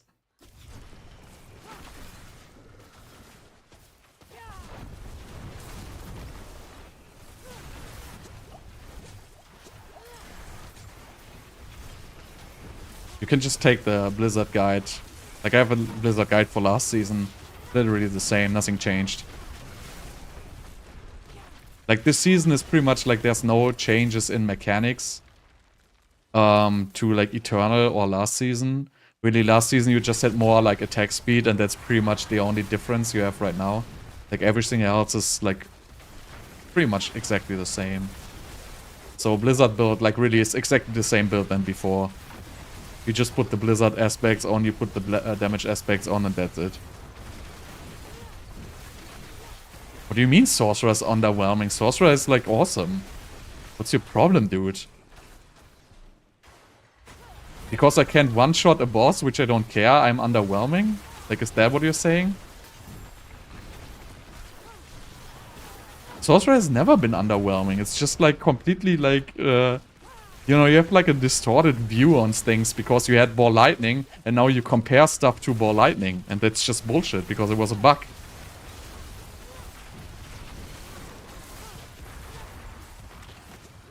Well, is the build considered S tier because a Barb player is saying that it's not S tier because he can one-shot bosses? Or what is like the definition? Like, who defines S tier? Like, do you define S tier? No. I don't know, like, if you look at Fireball Meteor, it's like super fast. Like, I wouldn't say that it's not an S tier build. Like, why not? It's just not for like freaking boss killing. That's just what it is. Like, what is the definition for you to be an S tier build?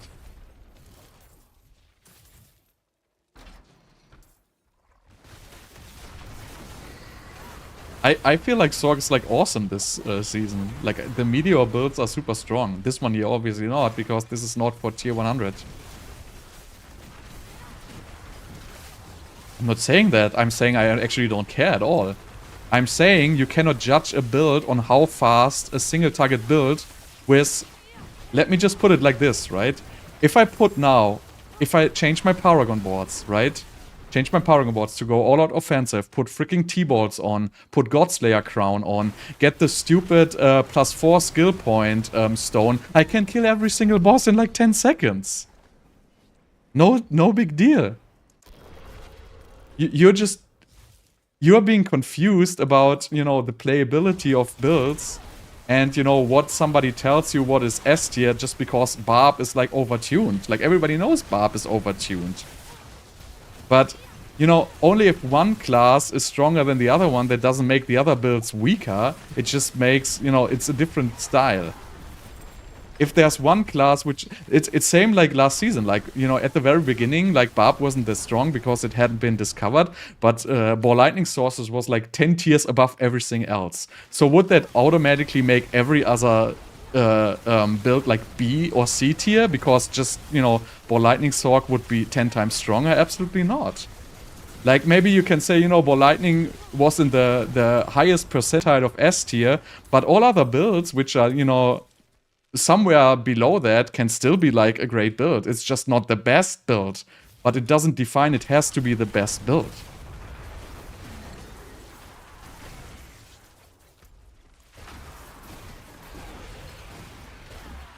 And again, like, we're not talking about single, like did you see charge barbs in dungeons? Completely terrible. It's so slow. No, it doesn't mean you have to play bosses. Okay? You don't have to play them if you don't want to.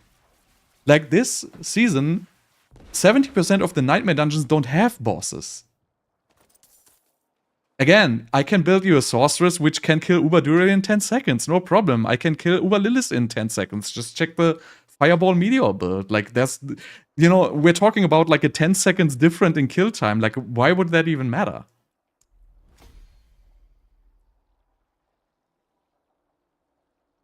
It is already published.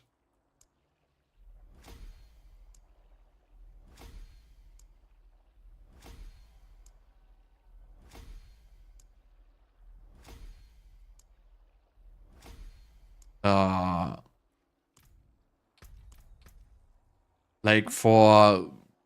Well, I mean, you can use Shaco for whatever build, but Firewall is like pretty weak. So I wouldn't play Firewall. Like, if you put Shaco on, you have 4 ranks, additional rank in Firewall, it's not gonna really matter so much because Firewall doesn't really do great damage.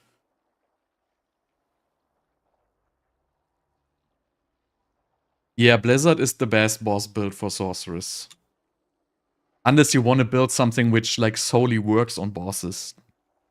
If you really want to make a build which just only works for bosses, probably still Ball Lightning gonna be the strongest.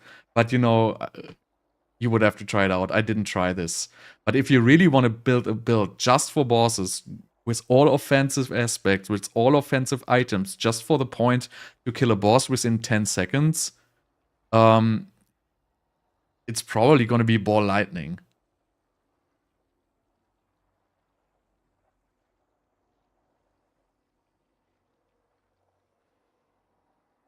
Now, the Gauntlet, well, from what they showed about the Gauntlet, it's low-level content. So, again, not sure if it's true, but, you know, that's what they showed. They were just showing low-level content. Doesn't mean that it's, like, you know, actually being low-level content, but that's what we've seen. Well, Shaco doesn't help Blizzard at all. But, again, It depends what you want to play. Like, I don't even understand why you would want to make a build which just kills bosses. Like, what's the point? Like, if you do dual runs, there's gonna be like a barb one-shotting it anyway. Like, if I do dual runs, I don't even attack. I don't care. Like, somebody else is gonna slay the guy for me. Like, why would I, like, you know, even try building into that? I don't really understand the whole point building a boss killer. If you want to build a boss killer, play a barb.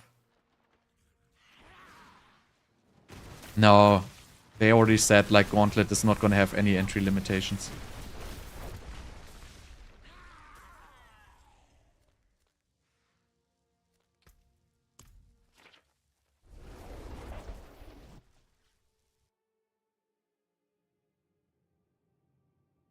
I mean, the thing is, if you play Shaco, like if you want to benefit out of Shaco, right, there's two builds you can build. Like, the first one is Conjurations, and it's not going to do a lot of damage, let's face it. But probably for, like, the Gauntlet, it's going to be a pretty good build, because if there's no high damage required, it's more about utility. And the other builds is pretty much Ball Lightning.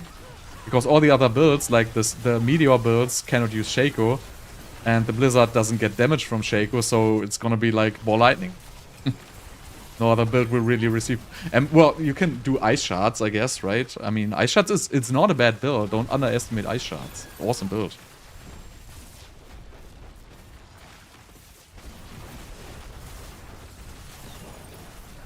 So, I don't know why everybody is saying Sorceress is behind. Like, I never felt Sorceress was behind. Absolutely not. Like, I don't care about Ball Lightning, like, was a bug or whatever, and, you know, I don't think Sorceress has ever been, like, behind, other than, you know, one-shotting bosses, which I don't care about, honestly. I don't think the Druids were... The Druids were a little bit faster because they had a little bit more movement speed. Rogues are, like... Rogues are good in leveling, but, you know, I don't really feel like Rogues are so great in Nightmare Dungeons. I guess if you benchmark the fastest clear speed in a tier 100, a Source will probably be fastest. Because of Teleport. And the utility you can build. Well, what do you mean, the design? I mean, you gotta play what you enjoy. So, if you enjoy Sorc, you can play Sorc. Well, like, there's not a single, like, there's not a single unique item which is, like, any, like, good on any class, right? Like, it's pretty much the same. Like, Sorceress uniques are all garbage, and that is obviously pretty, like, you know, pretty sad. Sorceress aspects are all damage. Well, I guess that's true. I mean, I don't think Sorceress is, like, you know, if you put it like that, right? Sorceress has been a signature character of the Diablo franchise, and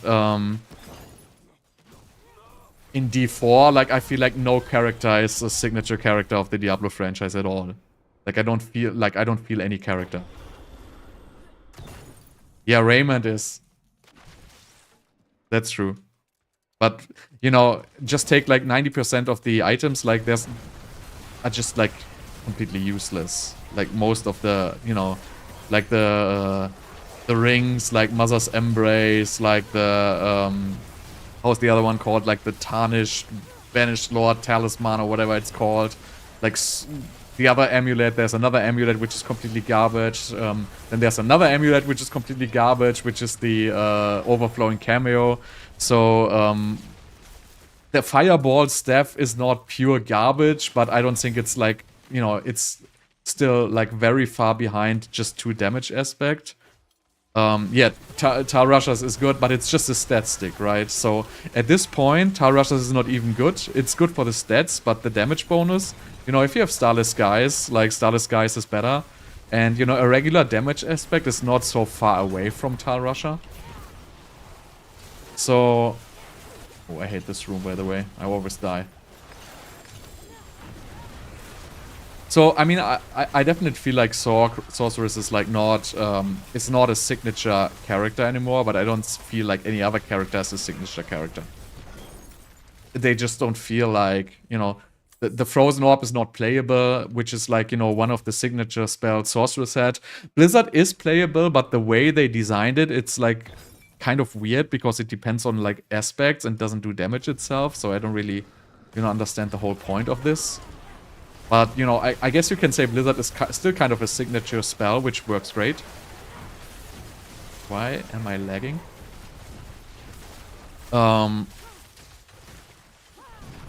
Yeah, the Meteor Crown is like, you know, it's an interesting item, right? It's going into the right direction.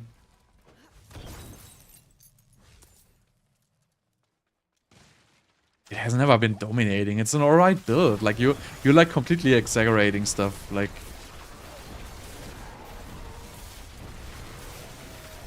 but you know, I'm not gonna talk about it. Like your opinions is like too drastical for me. You know, if something is 10% better than something else, you'll be like, you know, this is like a 15 million times better. It's just like bullshit talking like this. It's just like, know what it is. And also like, you don't even have to compare different classes against each other. Like, it doesn't matter.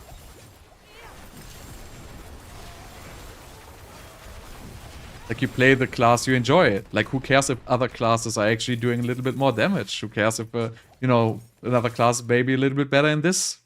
Like, this is, like, not a PvP game. If it's a PvP game, you need to care about class balance. But, you know, class balance is not so important in a single-player game. Blizzard Meteor build is a clickbait. I don't know, like, I think that's also a rage gaming build, but I don't know. So... the way Blizzard Meteor works is you can either scale Blizzard damage or Meteor damage, so it's like pretty pointless.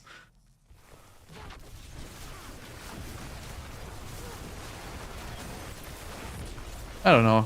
I mean, actually, I don't care. You're talking about everyone? Like, did you talk to every single person, or are you just like reading Reddit all day? You sound like a Reddit guy. Are you a Reddit guy?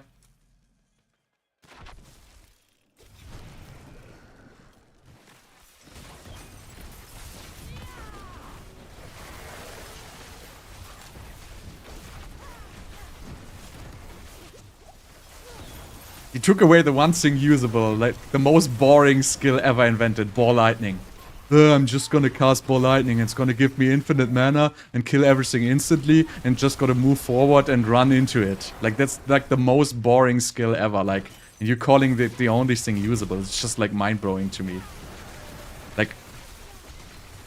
Like this Meteor, like you have visuals, you have explosions, you have burning and stuff like that. Ball Lightning, wow, I just move into mobs until the game lags out because there's so many Ball Lightnings. That's what you call the only thing playable. Because it's like completely broken and bugged, whatever. Get over it, dude.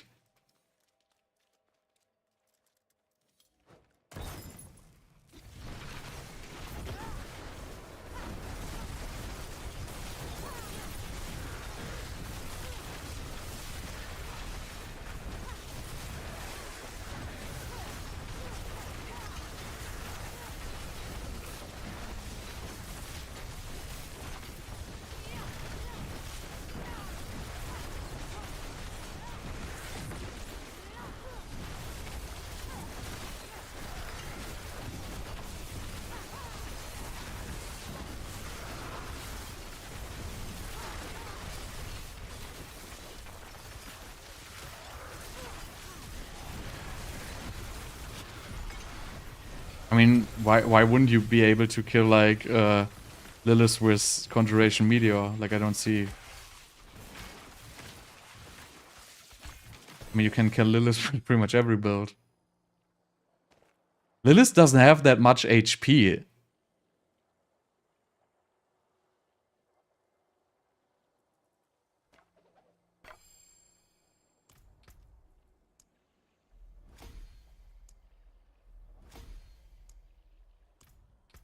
That's the thing, nobody cares about class balance in single-player games. It's just people who want to complain about everything, they complain about everything. Not about the things which are important. Like, if something is broken, if something is not working, if something is not enjoyable, then I complain about it. But I wouldn't complain... Like, I never complained about the...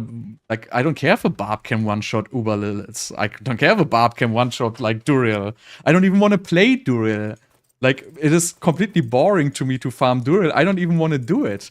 Like, if you want to do a 1000 Duriel run and farm, like, your Shakos, go ahead and do it. But to me, it's, like, not even interested at all. Like, I wouldn't even... I'm probably not going to kill Duriel this season a single time. Or maybe I need to kill it for, like, you know, some kind of achievement or whatever. But I don't find this, like, to be an enjoyable activity. I think it's stupid farming, and this kind of stupid farming I don't like. Especially I don't like obtaining the materials to farm it in even more stupid farming. I don't want to farm stupid Helltide to get stupid materials, to then summon stupid Uberduriel, to farm it to get stupid Uber Uniques. Like, I absolutely don't want to do it. Like, it's not enjoyable to me. This is not the way I want to farm in an ARPG. Like, random drops are great. Make it random drops. I don't see this whole point with target farming Uber Uniques. They should just have increased the drop rate and call it a day. Like, why do we need to farm this Uberduriel? I don't get it. I mean, I could farm it because I kind of need T-balls, but I don't need T-balls for a build right now. So if I need T-balls, I probably can kill like Uberduriel 10 times. Besides that, I don't need anything from that boss.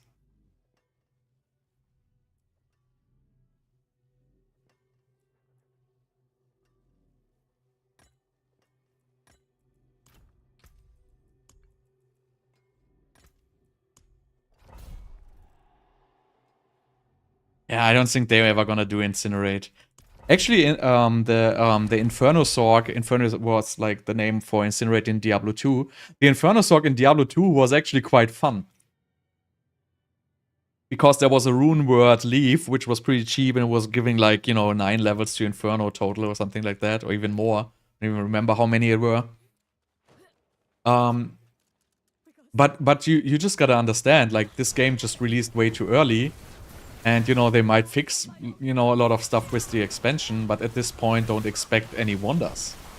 Like, this is just what it is. Like, you know, people return for the season, play for a couple of weeks, and then that's going to be it. And if you go into the game with this expectation, like, for example, like me, I just go into the season, I want to test the new builds. And, you know, maybe if they fix snapshotting, I will go into the gauntlets. Or maybe if snapshotting doesn't matter for the gauntlets because you don't need high damage. But besides that, you know, there's nothing in me for the, like, there's nothing in for the game. Like, you know, I get it if you want to do 1,000 Duriel runs, which is gonna take you, like, you know, 200 hours of your life or whatever, like, you know, go ahead and do that. But I just have absolutely no, like, intention doing this. Because, like, for what? Like, it's gonna give me, like, an item which I already have on Eternal, which is gonna make me play content which is not challenging. Just because I can get, like, a little bit higher numbers. I don't know. Like, really. I don't see, like, a point in it.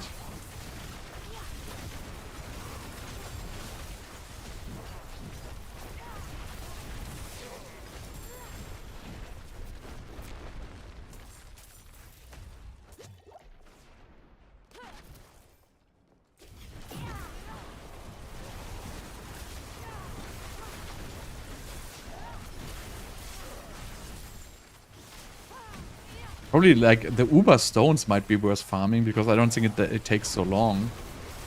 As soon as you can trade the materials again. I'm not gonna farm the materials. It's gonna take forever.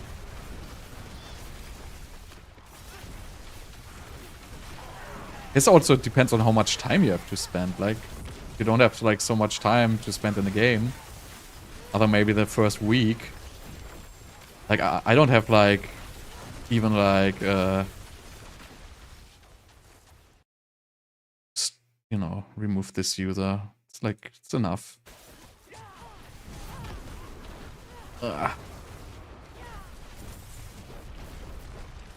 Enough is enough.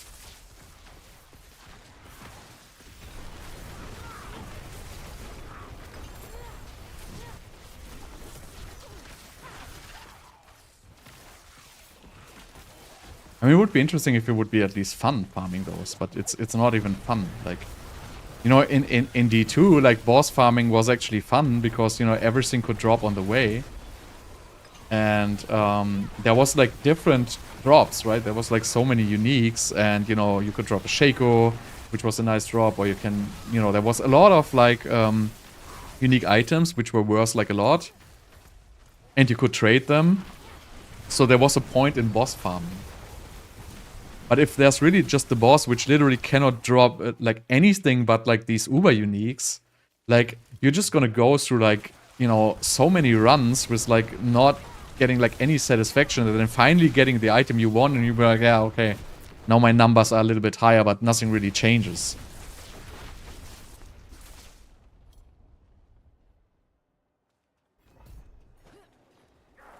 I guess gotta wait for the expansion, man. Like, you know, the expansion might be like good, might be not. You know, there. You also got like just gotta think about there's like other good games coming on. Yeah, that's what I'm saying. Like, you know, I happen to get like, you know, a lot of gear, and I happen to get like the first builds, and I happen to get like world first tier 100 just because, you know, I was on vacation on that week, and now I'm just like playing a regular, you know, I'm doing a regular job. Like, you know, if I want to farm uber uniques, you know, I could probably do that. Like, if I would spend like 4 hours every day to farm uber uniques, you know, I might have them within a week, but it's just not enjoyable to me.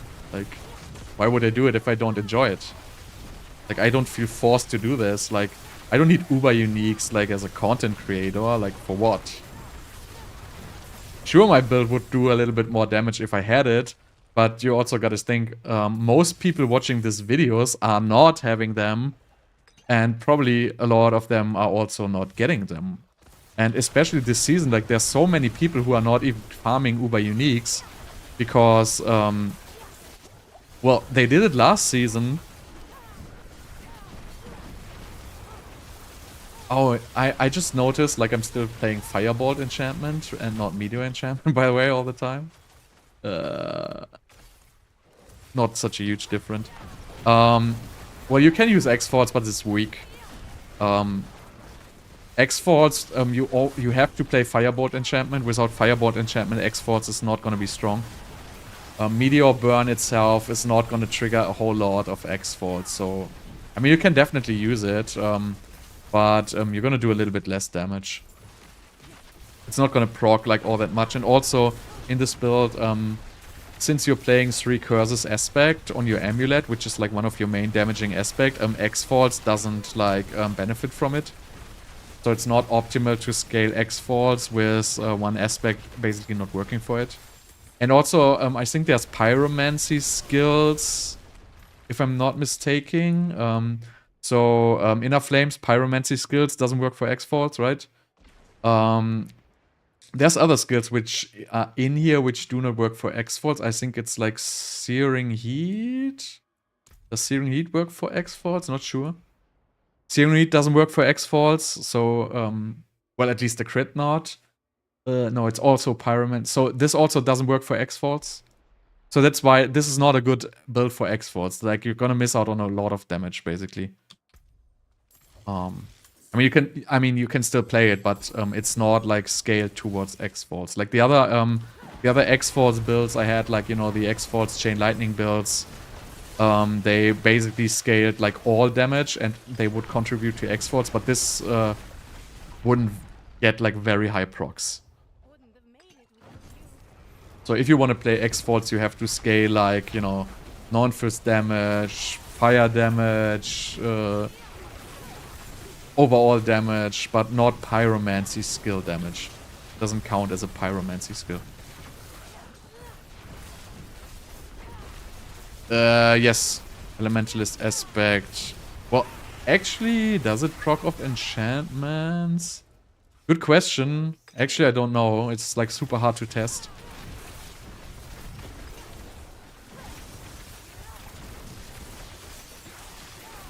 What does it say? Honestly, I wouldn't know, but it's not possible to test. I mean, it's possible to test, but it would be like absolutely annoying. With Firebolt enchantment, you could test it, but with for example Frozen Orb enchantment, testing that would be like, you know, it's like super hard to record like the damage numbers because Elementalist is not like a stacking buff. So you have to reapply every stack after the duration, right? So it's not like Tar Rushes. So if you have Elementalist, where that is.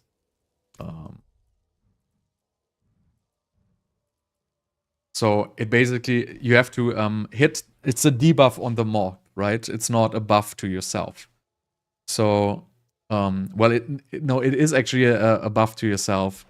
But it basically says dealing damage, so I would assume that it works, but it's really hard to verify. I mean, you could verify it with Firebolt enchantment, but not with Frozen Orb enchantment. I mean, you could, but you would have all the damage numbers stacking on top of each other, so it would be really hard to record and replay it if you have like Frozen Orbs hitting the dummies in between all the time. So that would be really annoying. But I mean, I would assume that it works.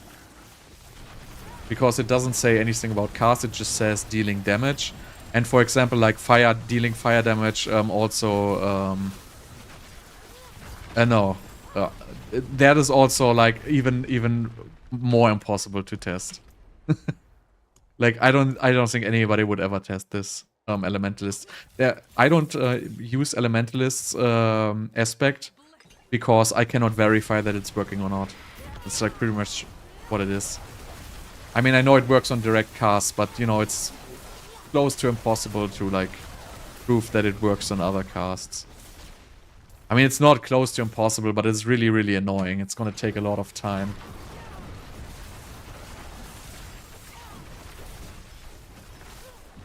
I wish they would just fix their tooltips, but... yeah, the wordings are inconsistent, and also, like, wording on one skill doesn't mean the same than the same wording on another skill, for example. So it's really not reliable. For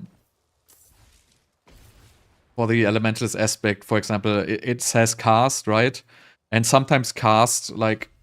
I mean, I don't... Is it codex aspect? Right, it is not. So if you check, like, the wording on... Where is it? Elementalists? I don't think I have it. So if you... It says core master skills cast at above 100 mana, right? So... And... sometimes cast means self-cast, sometimes it does not. For example... like, there's super inconsistent, like, wordings. Like, if you, for example, look at, like, protection, right? It says using a cooldown.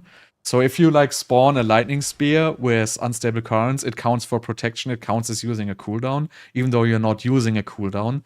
And in other instances, like, stuff from unstable currents doesn't work for, like, the same effect. So it's really, like, it's inconsistent. You cannot really take the wording. Like, cast can mean, like, it is, you know, every cast, but it can also mean, like, self-cast. I don't know, like, from the top of my head, like, other instances, but there's other instances where these wordings are inconsistent. That's, like, one of the points I don't use Elementalist aspect, because I cannot verify it. But I also don't like it in general. Because having more than 100 mana is actually, well... You know, just because it feels like you're above 100 mana all the time, usually it's not the truth. Like, unless you're playing, like, very, very mana regenerative specific build. But most of the time, it's probably not going to be active. I mean, sure, if you have, like, a 200 mana pool, it was like in Season 1 with the Omni Power Hearts, for example, you could, like, totally use it. But I feel like most builds, other than Chain Lightning, you fall below 100 mana quite often. Wait, what is this dungeon? This is like... Go away. What is happening here? I don't even understand. But yeah, that's like one of the biggest problems I have, is the inconsistent wordings and, you know, not knowing if stuff works or not works. Like, that is really, like, something... Like, I have a huge issue with that. That they cannot fix their damage spells. Like, there's, like, bugs have been reported, like, at the very beginning of the game, which are still in, like, you know, the Ace's Ferocity bug, for example, is still in the game, like, from the very beginning. And there's more, like, spells which are not properly working. And it's just so hard to verify. Like, for example, like, these verifying, like, if Elemental Dominance, for example, right? This doesn't say cast, right? This says your core and mastery skills deal. And the other elementalist aspect says cast above. So it is completely inconsistent what the meaning of these words is. And I think it's just like terrible game design. I think the tooltips are just random, and the ability behind the tooltips is random as well. It feels like these two... Why is this killing me all the time? What is this? Oh, it's dash pulls? I don't even see the dash pulls. Is it like a... I think that's like a graphic bug. I cannot really see these dash pulls. I don't know why. But what I'm saying is, like, for example, if you take Path of Exile, right? They have like a system where they design a skill. And the tooltips is automatically being generated from the skill's attributes, basically. So they basically, you know, go to their database and, you know, just take a spell and, you know, they just give it different, like, settings. And then it automatically generates the tooltip. But, so annoying. But in D4, it feels like the tooltips are just handwritten. And they don't really belong to the skills. And then they change skills, but they don't change the tooltips. So it is really, really strange. Like, that's just my feeling, that it's like, you know, handwritten tooltips which have nothing to do with the skill itself.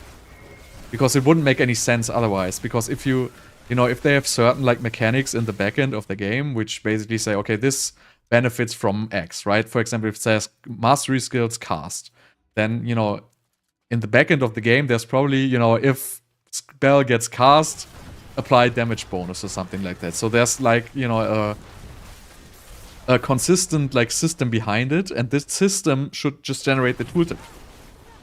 And then you wouldn't have issues with the tooltip, because, you know, the tooltip would always reflect what the skill is actually doing. But these tooltips are definitely handwritten, because you have so many skills which do the same thing, but have, like, different worded tooltips. And that doesn't make any sense from, like, from a programming perspective of view to do it like this. And that's why you cannot basically trust any single tooltip. You basically have to, like, test everything against the dummies. And even testing stuff against the dummies is not really accurate, because you don't know if dummies behave like regular mobs or not. Because there's definitely some stuff about dummies which is not like regular mobs. Like, dummies feel to take, at least they take a little bit more damage. And there's also some other stuff about dummies which seem kind of strange. So even if you verify something at the dummies, you wouldn't know if this actually counts, like, for a real mob or not. And you can really trust nothing, because you don't have, like, a DPS meter. And the skill damage ranges are just so huge that it's, like, so difficult to verify in combat. Well, like, if the damage would be, like, you know, more consistent, it would say, you know what, a fireball does 500 damage. And then you get 20% more, and then, you know, it deals, like, what is it, like 600 damage. Would be so much easier, but instead, like, the skills have, like, a damage range, which gets multiplied by 50 million times, which basically makes it impossible to, like, you know, just simply check how a skill works. So you have to record, like, you know, multiple hundred hits on the target dummy to just even find out if these skills might be accurate. And then, you know, that is under the assumption that the target dummy works the same than a regular mob. So that's really, like, a terrible thing. And I can't believe they didn't fix that. Because this is, like, the most annoying stuff. If I, you know, spec something and I don't know if it's working or not. So I just gotta go, like, okay, this feels a little better than the other spec. This feels a little bit better than that spec. But I cannot just crunch, like, the numbers. And that is something huge they are missing there.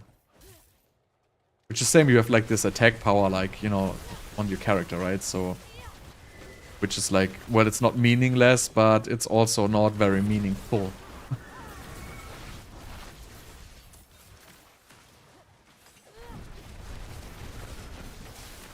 So that basically means, like, you're just playing the same stuff you always played. You know, if I put, like, an extra 10% damage on my Paragon board, I feel like I'm doing 10% extra damage. But yeah, is it really true or not? No idea. Because there had been so many bugs, and I actually wanted to test, like, way more of those abilities, but I don't know when I Probably I will do that after I close this season. Then I will probably test like all the Sorceress glyphs, like every single one, literally. We'll test every single ability against the dummies and see which ones are working and which not. But that's gonna be like a, you know, it's gonna take a long time. But, you know, if I'm done with the season anyway, you know, I might as well do it. Because, you know, there's not gonna be any more content in this season. Yes, there's gonna be the gauntlets and there's gonna be a new event. Orange Helltide or whatever it's gonna be. But I'm not really, like, so much interested in that stuff, I have to say. I want actually, like, I want, like, challenging content. I want, like, meaningful content. I want, like, itemization. I want, like, stuff which is, you know, rare drops, which I can farm, which I can trade.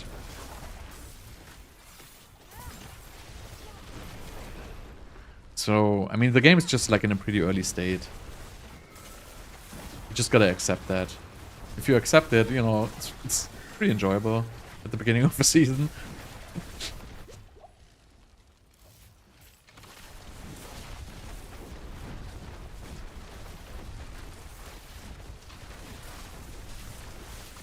But I don't know how long it's actually gonna last. Oh, I just noticed I also have... No, I have overflowing energy back.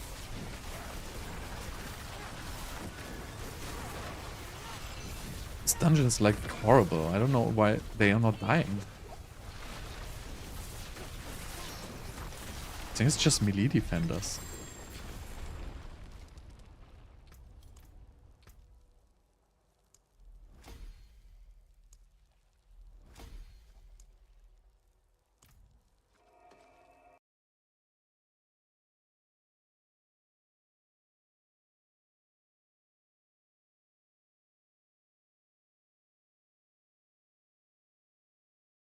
Right, what do we have? Lots of gear. And yeah, the gear is obviously not enjoyable. They gotta fix this gear. Ugh. There gotta be at least some kind of, well, not, it's probably not gonna be a loot filter, but at least something which I can, you know, mark stats as favorite, and then I can see, you know, maybe an item is like 3 out of 4 or something like that. So I can, like, go through these gears faster. I could, like, you know, salvage everything which doesn't have at least 3 of my favorite stats. You know, just a simple system. Like, there was, like, the system, for example, like Lost Arcade. That was, like, you know, it was not very, like, detailed. But it was simple enough to save you, like, 90% of time going through gear. What is this? I shouldn't have even, like, care about suppressors so much, actually. Like, I can deal with suppressors.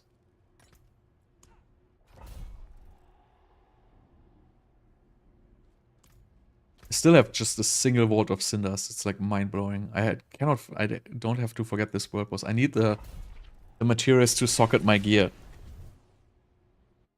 Like, I literally, like, only killed, like, 5 world bots this entire season, so I cannot socket any gear without killing any more world bosses. This is, like, for me, like, the season of laziness. I just don't want to do any farming activity at all.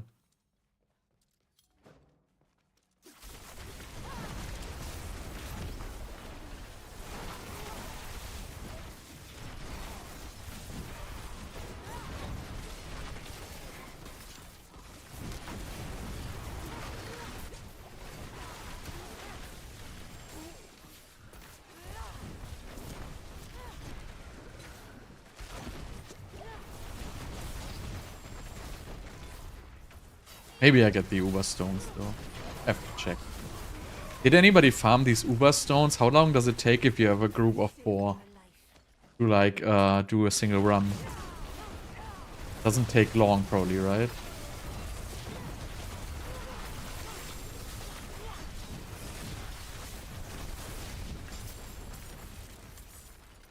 I mean, obviously you can't do it alone. I mean, you can do it alone, but no, it takes 4 times as long, so I would assume, like, it's nothing like solo players really want to do.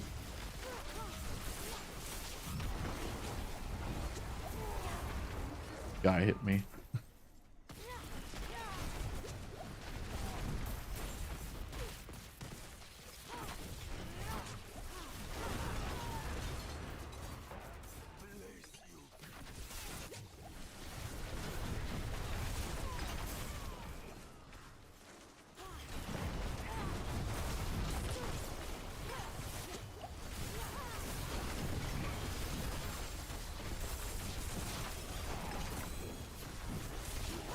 feel like the suppressor like just turned on and off. But that change isn't live yet, right?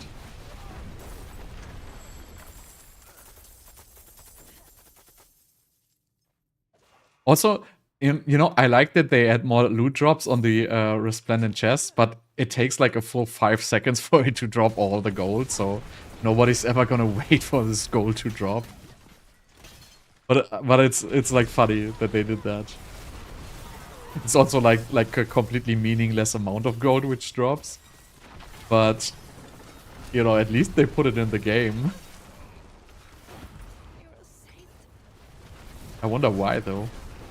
Maybe it's good to, in a shareholder meeting, you show like a video of a guy opening a chest and then there's like 5 seconds long like stream of gold dropping and the shareholders would be like, oh yeah, this game looks very good, I'm gonna give you another 50 million.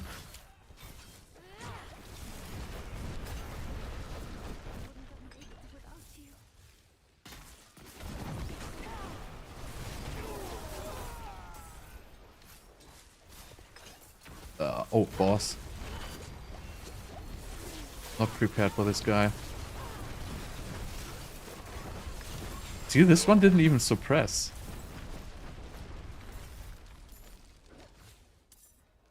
Oh, wait, so...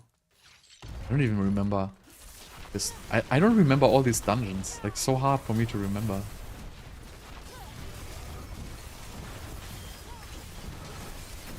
Yeah, I know. It was 12 minutes before. I'll probably do 2 more dungeons. Like, one after this. I need my, like, materials. Whatever it's called. Socketing stones thing. 5 to 8 minutes for a group of 4? Are you serious? How can it take so long? Oh my god.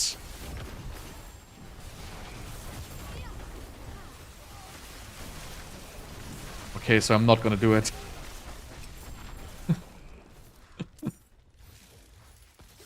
My assumption was it takes like a minute.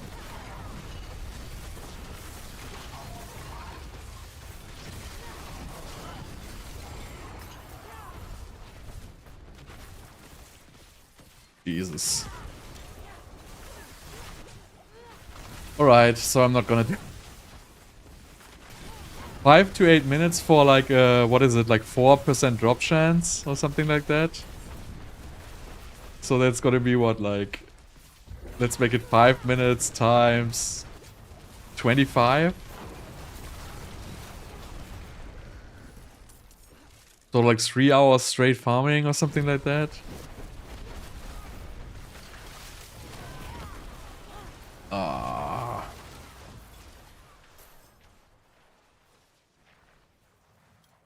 I thought you would just, you know, run like a pathway and like click something and then you would be done.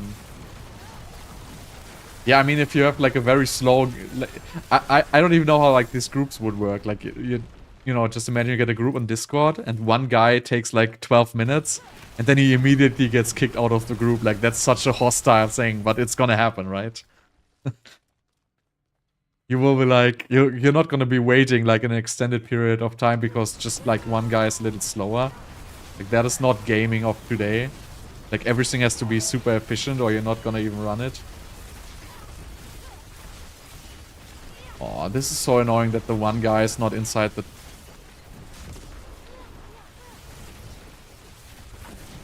Oh, it's at least the one with the low hit points. Yes, that's good. Now he's reviving the other ones. Really, I screwed up.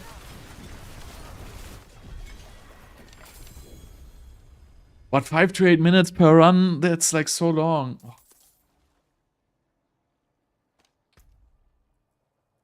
Just for like +4 skills on like a random stone is really gonna like be necessary. Still no cinders. This is like so annoying.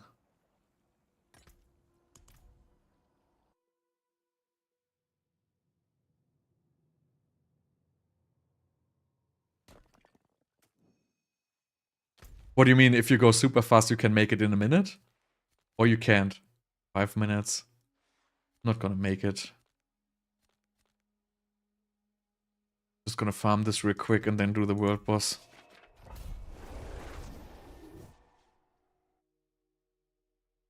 Yeah, that's the whole point, right? So is it like an entire vault, like in every direction? Like is the I literally didn't even look at it so far. So like the size of a regular vault into every direction basically. So everybody has to take one. Yeah, 3%, but there's like 3% is the chest, and I think there's like another 0.5% on the boss itself, and also is it 3% per chest, or is it just like the big chest which can drop it? Like, so many questions there.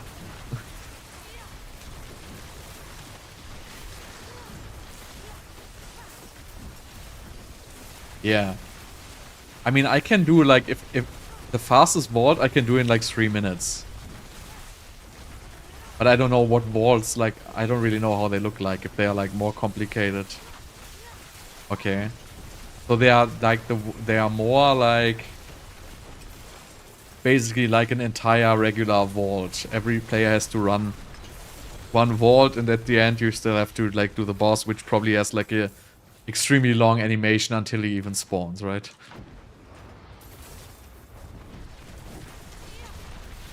Okay, so well, I assume there's somebody gonna be one-shotting the boss. That was my assumption in the very beginning.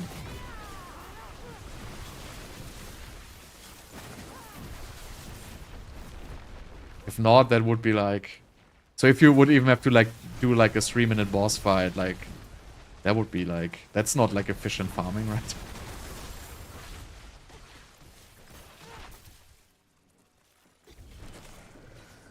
But yeah, it sounds like still takes like a while. So I have to consider doing this. I guess it depends on the gauntlet.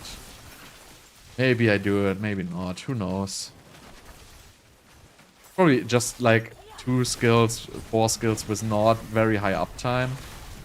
I mean, cannot verify the uptime obviously, but I don't think it's like very high. Like the pet buffs I get like are not very high uptime.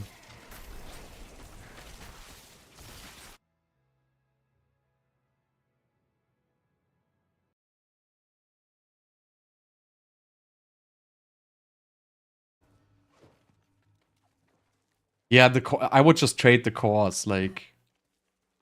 I'm not gonna... Like, basically, like, also Uber Dure, like, I wouldn't farm these materials. Like, I would just trade them. So I have, like, 700 million gold right now. And, well, I want to just sell my Distilled Fear. Like, it's, like, super annoying that they disable trade.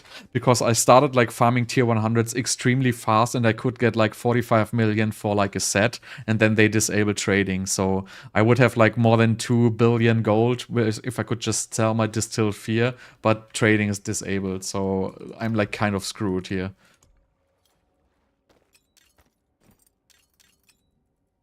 Which is, like, really annoying.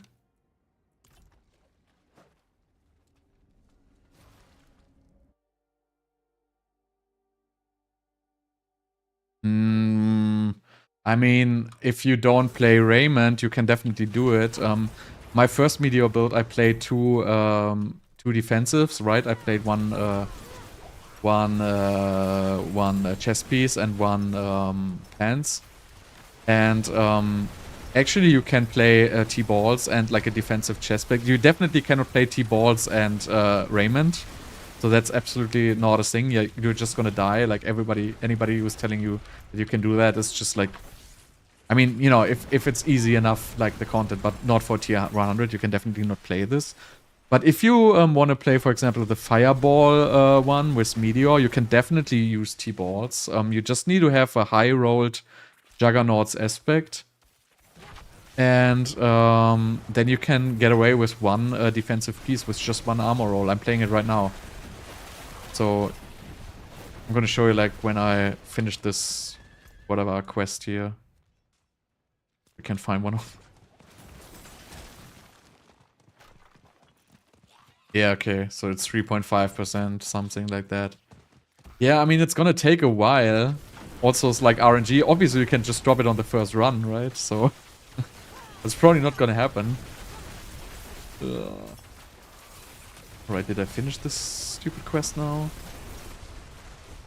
Still not. I need one more. Hit this quest.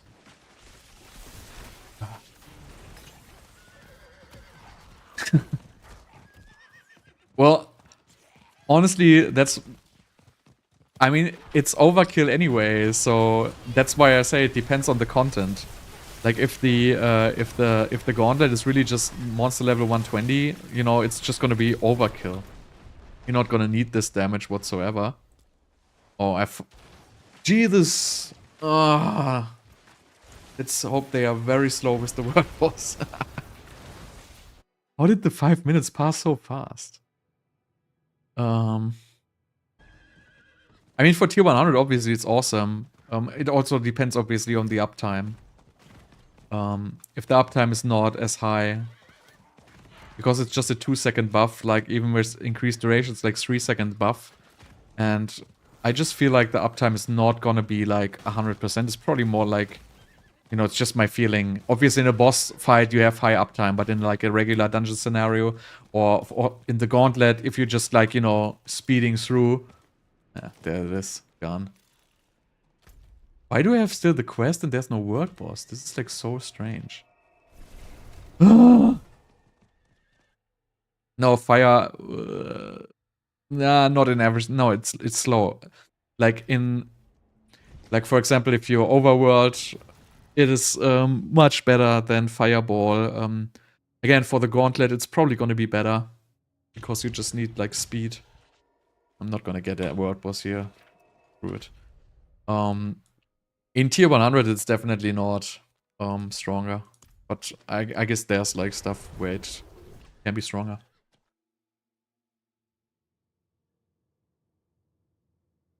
But strictly for tier 100, I definitely like the fireball Meteor more. But this one isn't bad. It's just a little bit, you know, you just... If you really want to speed run through, like, I'm not doing this right now, but if you really speed through it, it is actually pretty fast. The problem is, you know, you die quite a bit. That's just like because playing Raymond. Whenever you play Raymond, you die faster, unless you're playing a low life build. So if you, like, in an optimal scenario, I could change this to low life, right? I would just have to change 2 affixes on items and play this with low life, which is even a little bit more stressful. But if you play this with low life, you can pretty much go immortal and speed through. And that's... You cannot do that with fireball. But you could do that with this build. That's one of the advantages I see. I mean, I could try it, but I don't have an amulet with damage reduction. But if you just have, like, you know, an additional 80% damage reduction in low life from amulet and pants, you are going to have enough barrier to be immortal. Pretty much. So that's an option you have with this. I wouldn't say it's weaker, like it's different. Again, it depends on the scenario. Depends on Blizzard, like... Blizzard isn't the fastest build, like this build is much faster compared to like movement speed. Again, for the gauntlet, Blizzard is probably going to be a terrible build. Blizzard Meteor is not a good build. That's clickbait, so... you have to understand how it works, right? There's like Meteor, you skill fire damage, pyromancy skill damage. Blizzard, you skill basically non-fizz damage. So if you want to scale Blizzard and Meteor damage at the same time, it's literally impossible. Like, you can do it to a certain extent, but it's not gonna be any beneficial. Like, you're gonna end up doing less damage than doing pure Blizzard. I don't know, I've never played Ubermalphas. But this build is not a bossing build.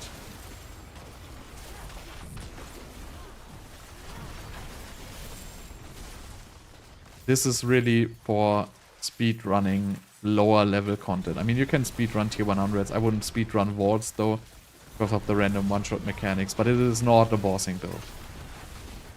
And I mean, I always say Blizzard is the best Sorceress build, and I feel like it still is because it has like amazing crowd control. It has very good single target boss damage. It has very good defenses. Freeze is just like the superior, like, you know, status alignment or however you want to call this. It's just slower movement speed wise. Like, you do not have like a lot of teleport cooldown reduction.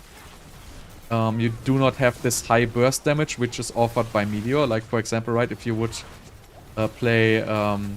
well, I can drop, like, you know, a Meteor and it one-shots an Elite pack. And Blizzard, you have to drop, like, you know, 3-4 Blizzards, and then it's gonna take, like, 2 seconds for the pack to die. So Blizzard is slower in a certain extent, but it's also, like, stronger on other things. Like, it does way more sustained damage. It's better, like, for example, for overworld farming. If you do, like, events in Hell Tides, Blizzard is way better, for example.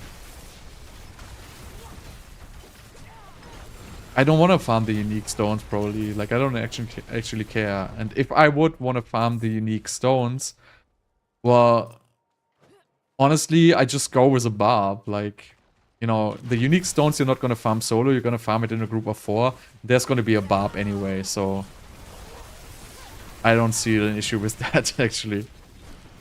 But again, I probably don't want to farm them anyway.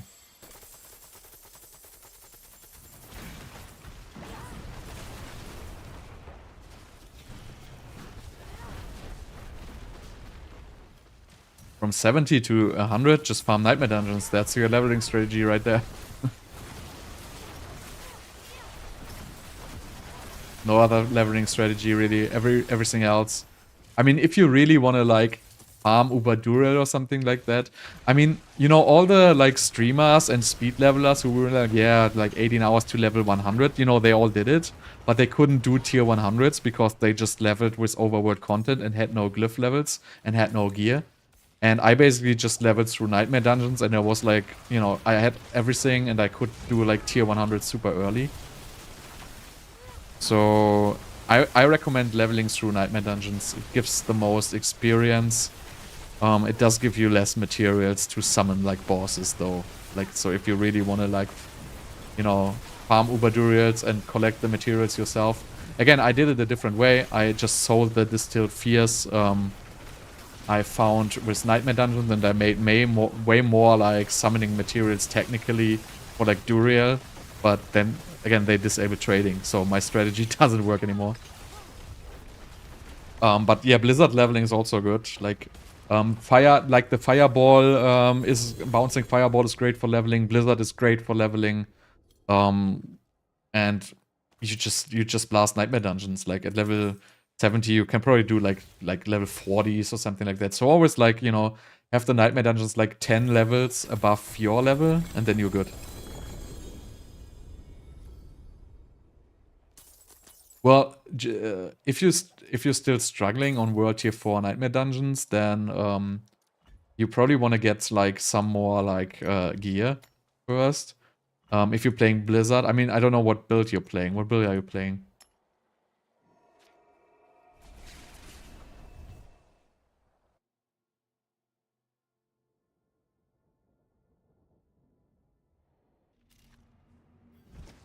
Yeah, Firewall is like not... I mean, I actually leveled Firewall to level 86. But Firewall is not the best leveling, like, into like Nightmare Dungeons. I mean, it works, but it's not the best. Like, you can change it, or you have to...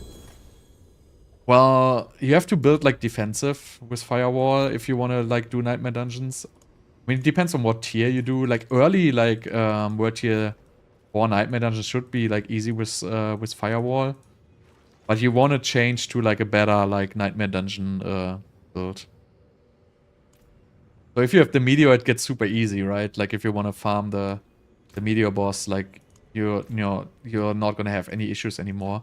But Firewall itself, it's alright. It's not terrible, but it's also not like awesome. Burning damage just stops scaling once you hit like, you know, a little bit higher levels. Burning damage works great in the early game, but it scales very, very bad late game.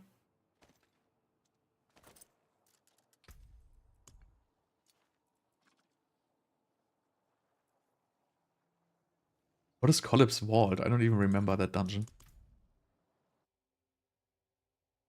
Firewall is like really good for early game leveling. But, you know, if you're level 70, you can also just, you know, get another like 10 or 15 levels in the overworld. Like you can just farm the overworld events, and, you know, it's not going to take you very long to get to like, you know, level 85-ish, and then you can actually farm the Coronet if you want. So also there's nothing wrong about that. You will level like super fast in the overworld.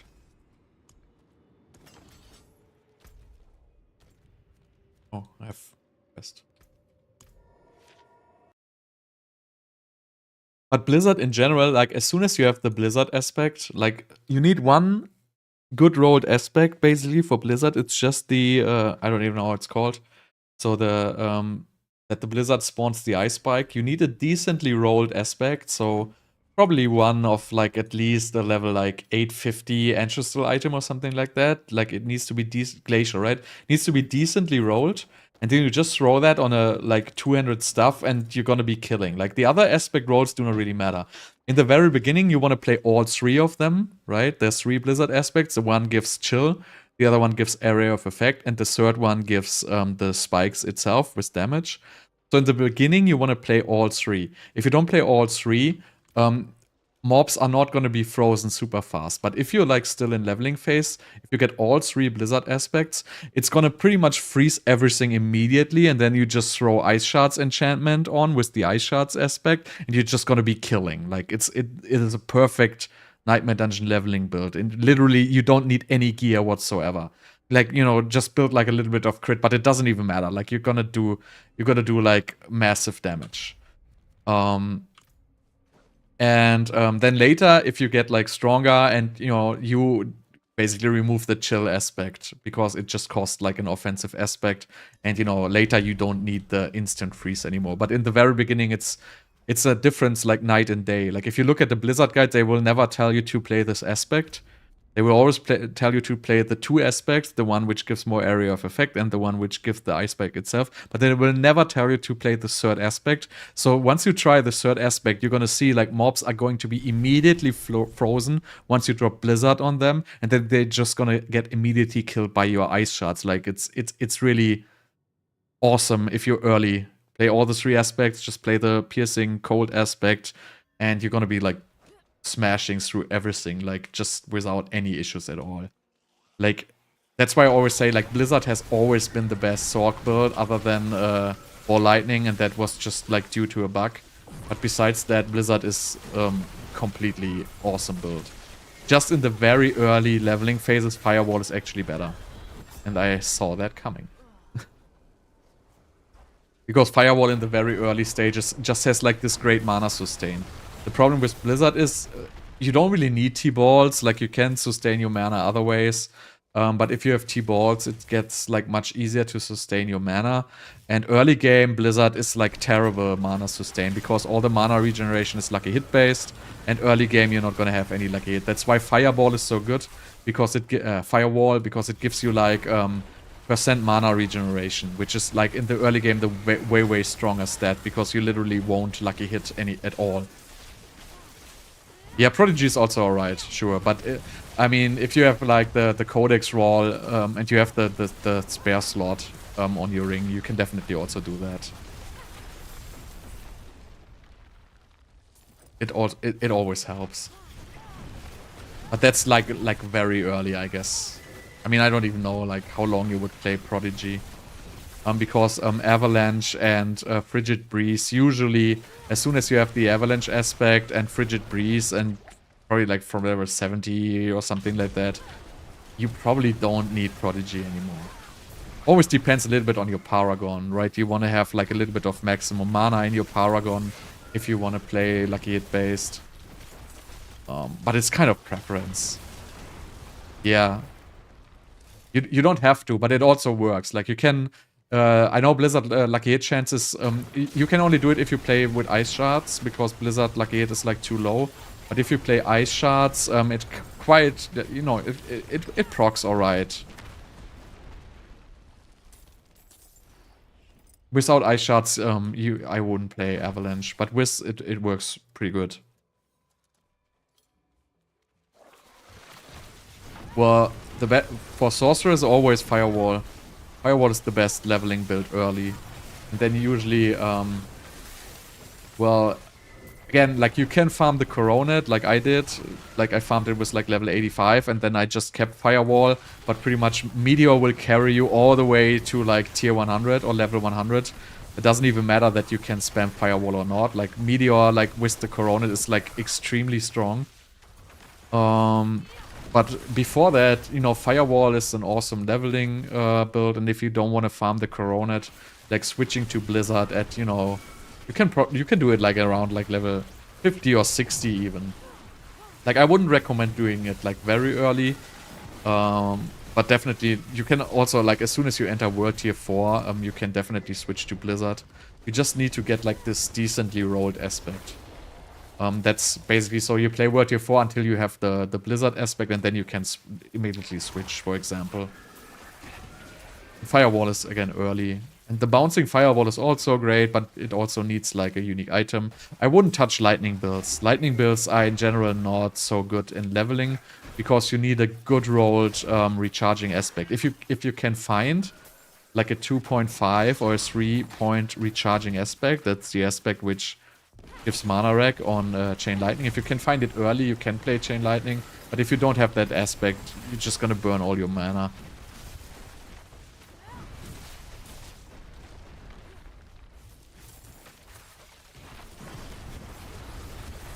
Like the Lightning builds are usually like mana hungry, and they require like a lot of crit chance and, you know, lucky hit for the mana regeneration, and like even the recharging aspect. Even there's a node on the Paragon boards which helps a little bit with mana regeneration, but it's usually not enough. And also the damage of Chain Lightning is not satisfying since it doesn't have any area of effect. So I wouldn't recommend playing as Lightning for the leveling phase.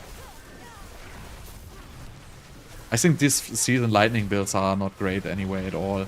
Like Blizzard and Meteor are like kind of dominating. I haven't tried Arclish though. It's still one of the builds I want to try. Arclish is a solid build and has very low gear requirements and has infinite mana.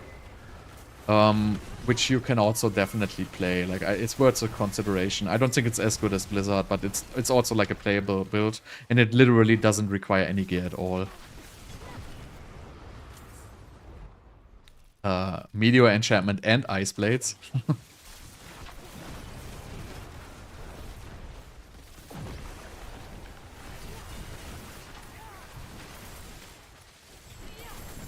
But Meteor enchantment is like totally optional. I also say in the guide.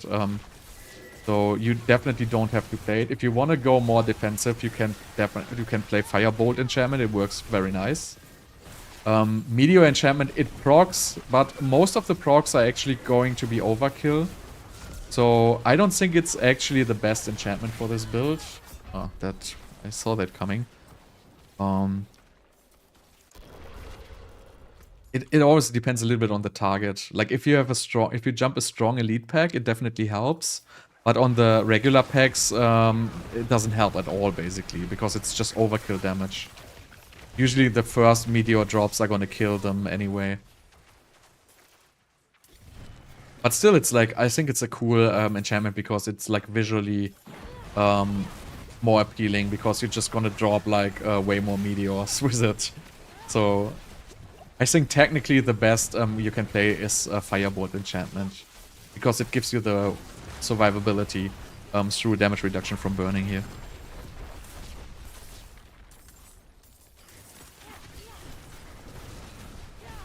This is not a good boss farming build, so the bouncing variant is gonna do way more damage for bosses.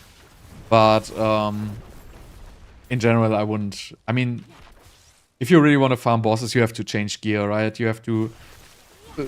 I would put like The problem with this is most boss farming builds use Godslayer Crown. And you cannot use Godslayer Crown in this, so you can pretty much use T-Balls and you can, you know, get like a little bit more damage, but this is not a great boss farming build. I'm not gonna lie about that.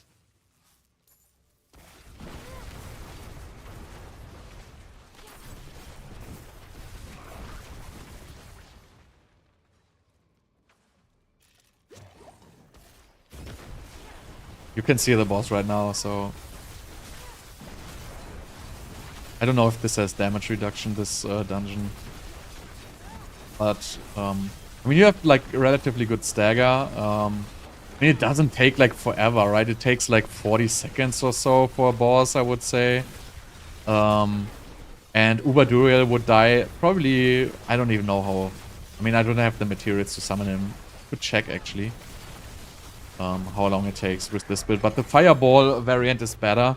Because this one here basically just does damage with Meteor, right? So all the Chain Lightning hits I do are just used to reduce Meteor. Then I'm using Control.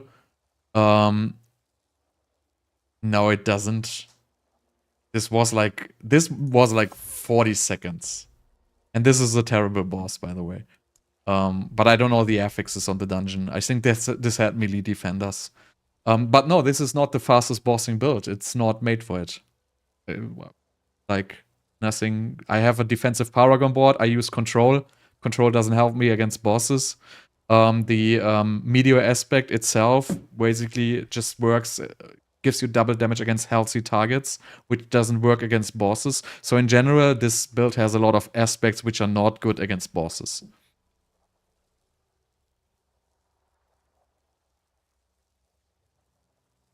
Yeah, I mean, you can definitely use, like, if you, that's what I'm saying, like, you can use T-Balls if you want to do bossing, that's another 40% damage right there. Again, I'm playing defensive Paragon boards, which is nothing you would do for bosses, so you can definitely get more damage out of Paragon. So this is really not optimized for bosses at all. Like, all this cooldown reduction story, it is not. It is made to give you more uptime on Teleport, it's made to give you more uptime on Flame Shield. This is something which doesn't really do anything on bosses, right? So it's really not the primary goal of this build to be bossing.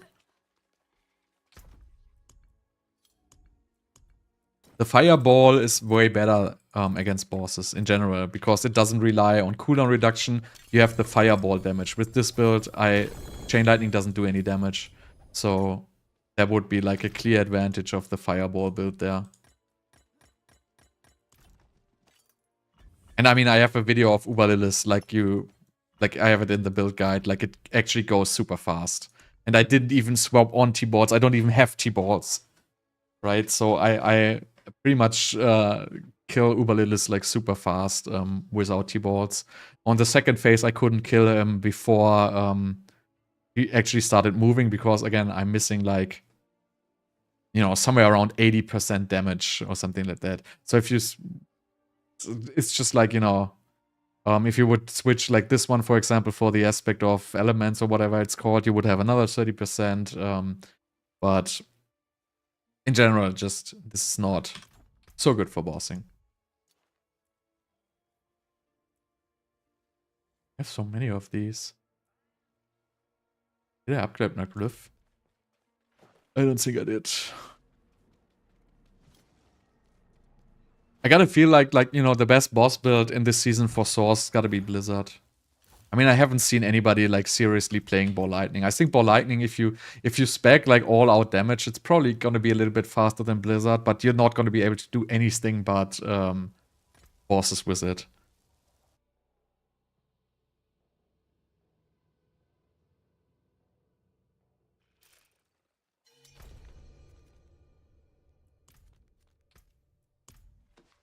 Alright, I'm gonna do one more, then I'm gonna be done for today. I'm gonna make 2 more builds after this, maybe 3, probably 2.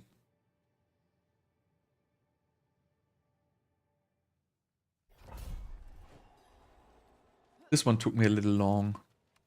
Took like quite a bit to figure it out in the very beginning.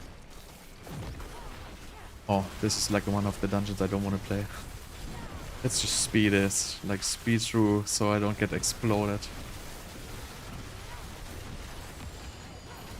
Oh, I didn't even notice this has lightning caller.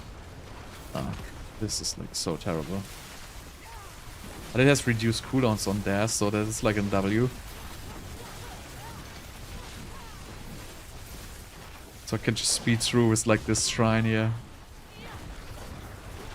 Lots of fun.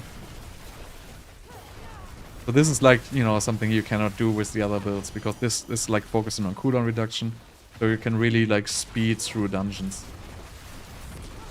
If the monster level allows that. So again, if the gauntlet really has just level 120 monsters, like a build like this will allow you to zoom through the dungeon super fast, because you're basically reducing your teleport cooldowns all the time. Which is like a clear advantage if you don't need the damage. Oh, I'm gonna die. It's unfortunate.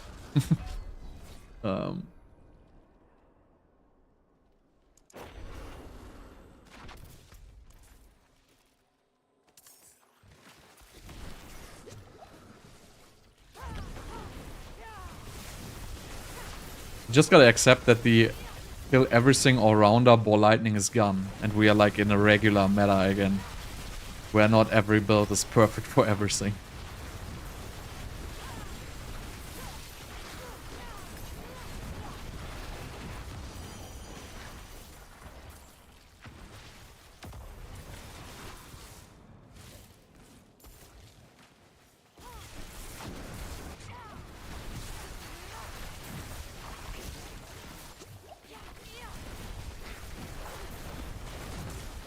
Like, reduced cooldowns on builds, reduced cooldowns on kill is like completely nuts with build like this.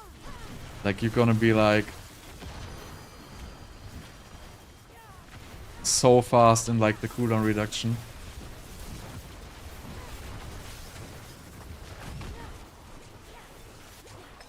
You can really just like go through this like crazy.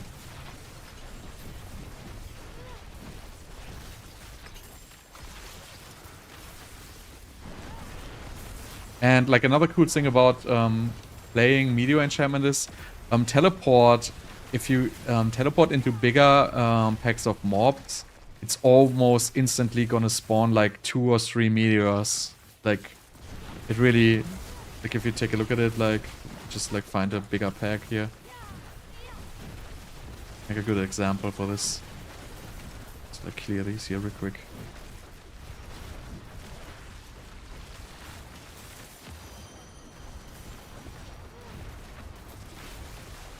Right, so this looks good. And it's like teleport into like a pack. I wanna have like a bigger one. Like this one, so if you teleport in, like, you know, I'm not casting teleport right now. See it like always, like it's like meteors by itself pretty much.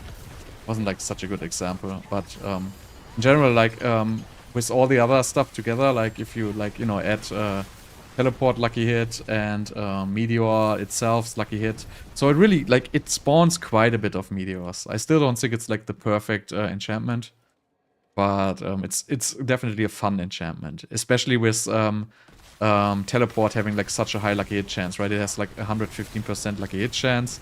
So with 10% spawning a meteor, basically like every, you know, 9 mobs you teleport on, like you technically gonna spawn like a meteor, right? So it's like, it's a pretty good synergy. It's not the best synergy, but it's fun to play.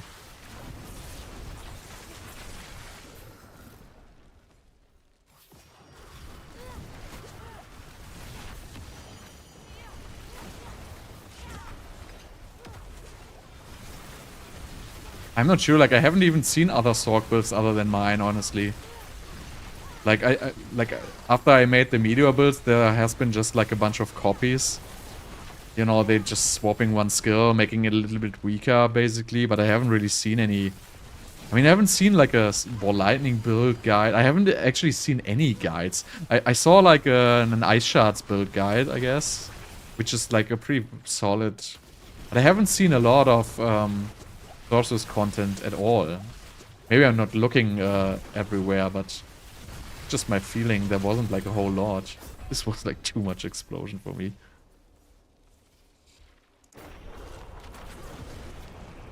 And yeah, so for the bouncing build, that definitely you can use T-boards. If I had T-boards, I would also probably have included it in the guide, by the way. So at some point I gotta do some Duriels and, you know, get myself a T-boards, I guess. Because I really like this new Juggernauts aspect, so we only have to basically use one defensive piece of gear. That is like... For T-boards, it's like awesome, because I always had issues with using T-boards because I was losing a lot of defenses. And now you can pretty much just freely use it. So I probably farm one for the Conjuration build. I need to farm one anyway. It's not gonna do any damage without. So if you just look at, right, I have 14.1k armor. And literally the only defenses I play is like this pants with, not even a good armor roll. It's like a 25, so it's a mid-tier armor roll on this pants. And I have a 5.5k Juggernauts aspect, which is good, right? But this is the only armor roll I play. I don't play any other. So I don't play any defenses on my amulet. So I have armor cap with just one single defensive roll. And this is like also unreliant on disobedience, because I completely hate disobedience. I went crazy on this because in AoZ, like, you know, when the Bloodseekers would spawn, your disobedience stacks were like fallen off by that time, and you didn't have armor cap, and they could just one-shot you if you like were unlucky. And same goes for like, you know, dungeons. If you don't find a mob for like 2 seconds, your disobedience stacks are gonna fall off. And if you then, you know, get unlucky, get like a projectile, like get a corpse bow or whatever, like you get one shot. And with the Juggernauts aspect, that problem doesn't exist anymore, which is like something I really like. I mean, I think Disobedience has no real usage now anymore. I don't think... I mean, you can still use it, obviously, if you're really like crazy for the evade cooldown. But I will never again use Disobedience with Juggernauts. But I think Juggernauts is like also a seasonal aspect, so I'm not sure if it goes into the main game or not. Actually, yeah, nothing you can do with playing with the lightning guy. Just happens. I actually don't know, like, if the seasonal aspects will go into the main game or not. I haven't read anything about that. Or if they are already in, I haven't really touched, like, Eternal Realm in a while. So maybe they are already in there, but... And they're just in the seasonal journey. Not sure. But I would be very disappointed if they wouldn't add it in the main game, because it's just like such a great addition here to have that aspect. Disobedience is just like so annoying.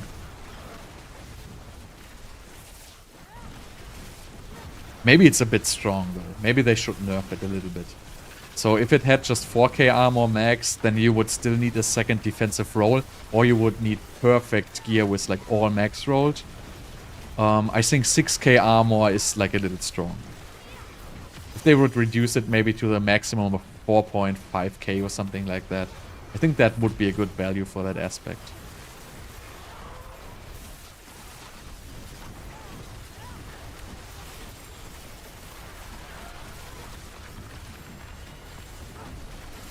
It's like going a little bit crazy here.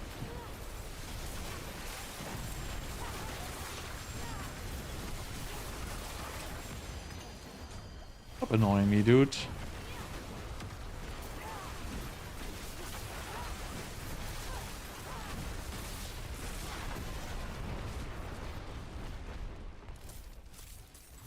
Lots of loot. Oh, Vault of Cinders. Nice. Thank you very much. Pick up stuff here.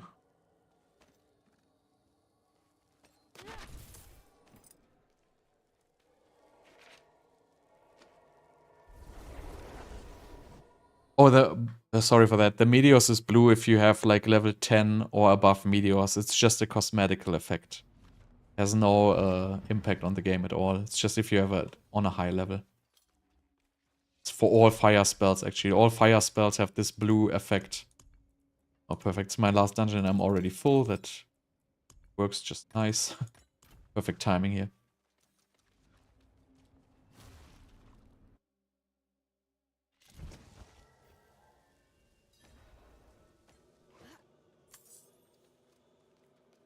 So this is like the annoying boss, right? Is it the annoying boss? Yeah, I think it is. Yep.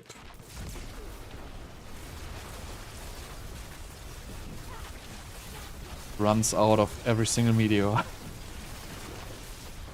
Also, if you're bossing, by the way, Shattered Stars is a great aspect. Because bosses have big hitboxes. So if you're like in a regular scenario, like Shattered Stars literally doesn't really hit anything. But on a boss fight, Shattered Stars would be like a very, very strong aspect to consider if you're playing Meteor. Because the meteorites will always hit the boss. So it basically doubles the meteor damage right there. Plus gives you like some additional burn. So Shattered Stars is definitely a good meteor aspect if you want to run bosses. But for dungeons, I mean, I tried it. I feel like the meteorites have like a very small AoE and they don't really hit anything at all. And the burn, I don't need the burn anyway, so...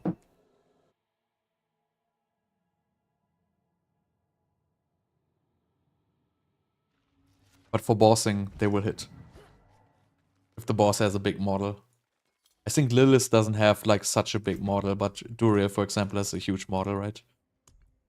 Okay, so... Weird, yeah.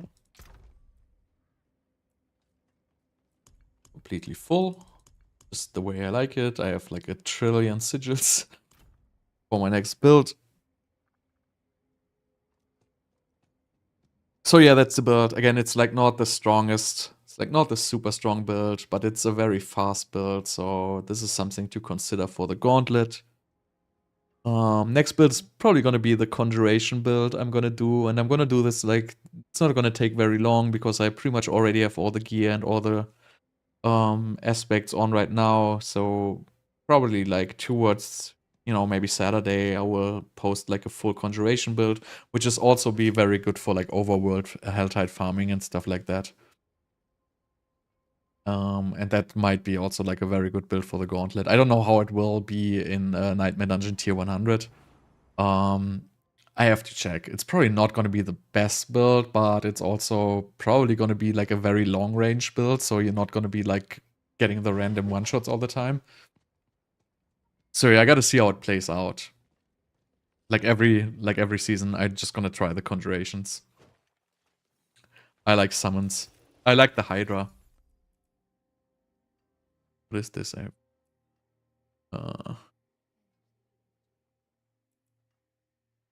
Anyway, so thank you so much for watching, and you know, stay tuned for the next guide.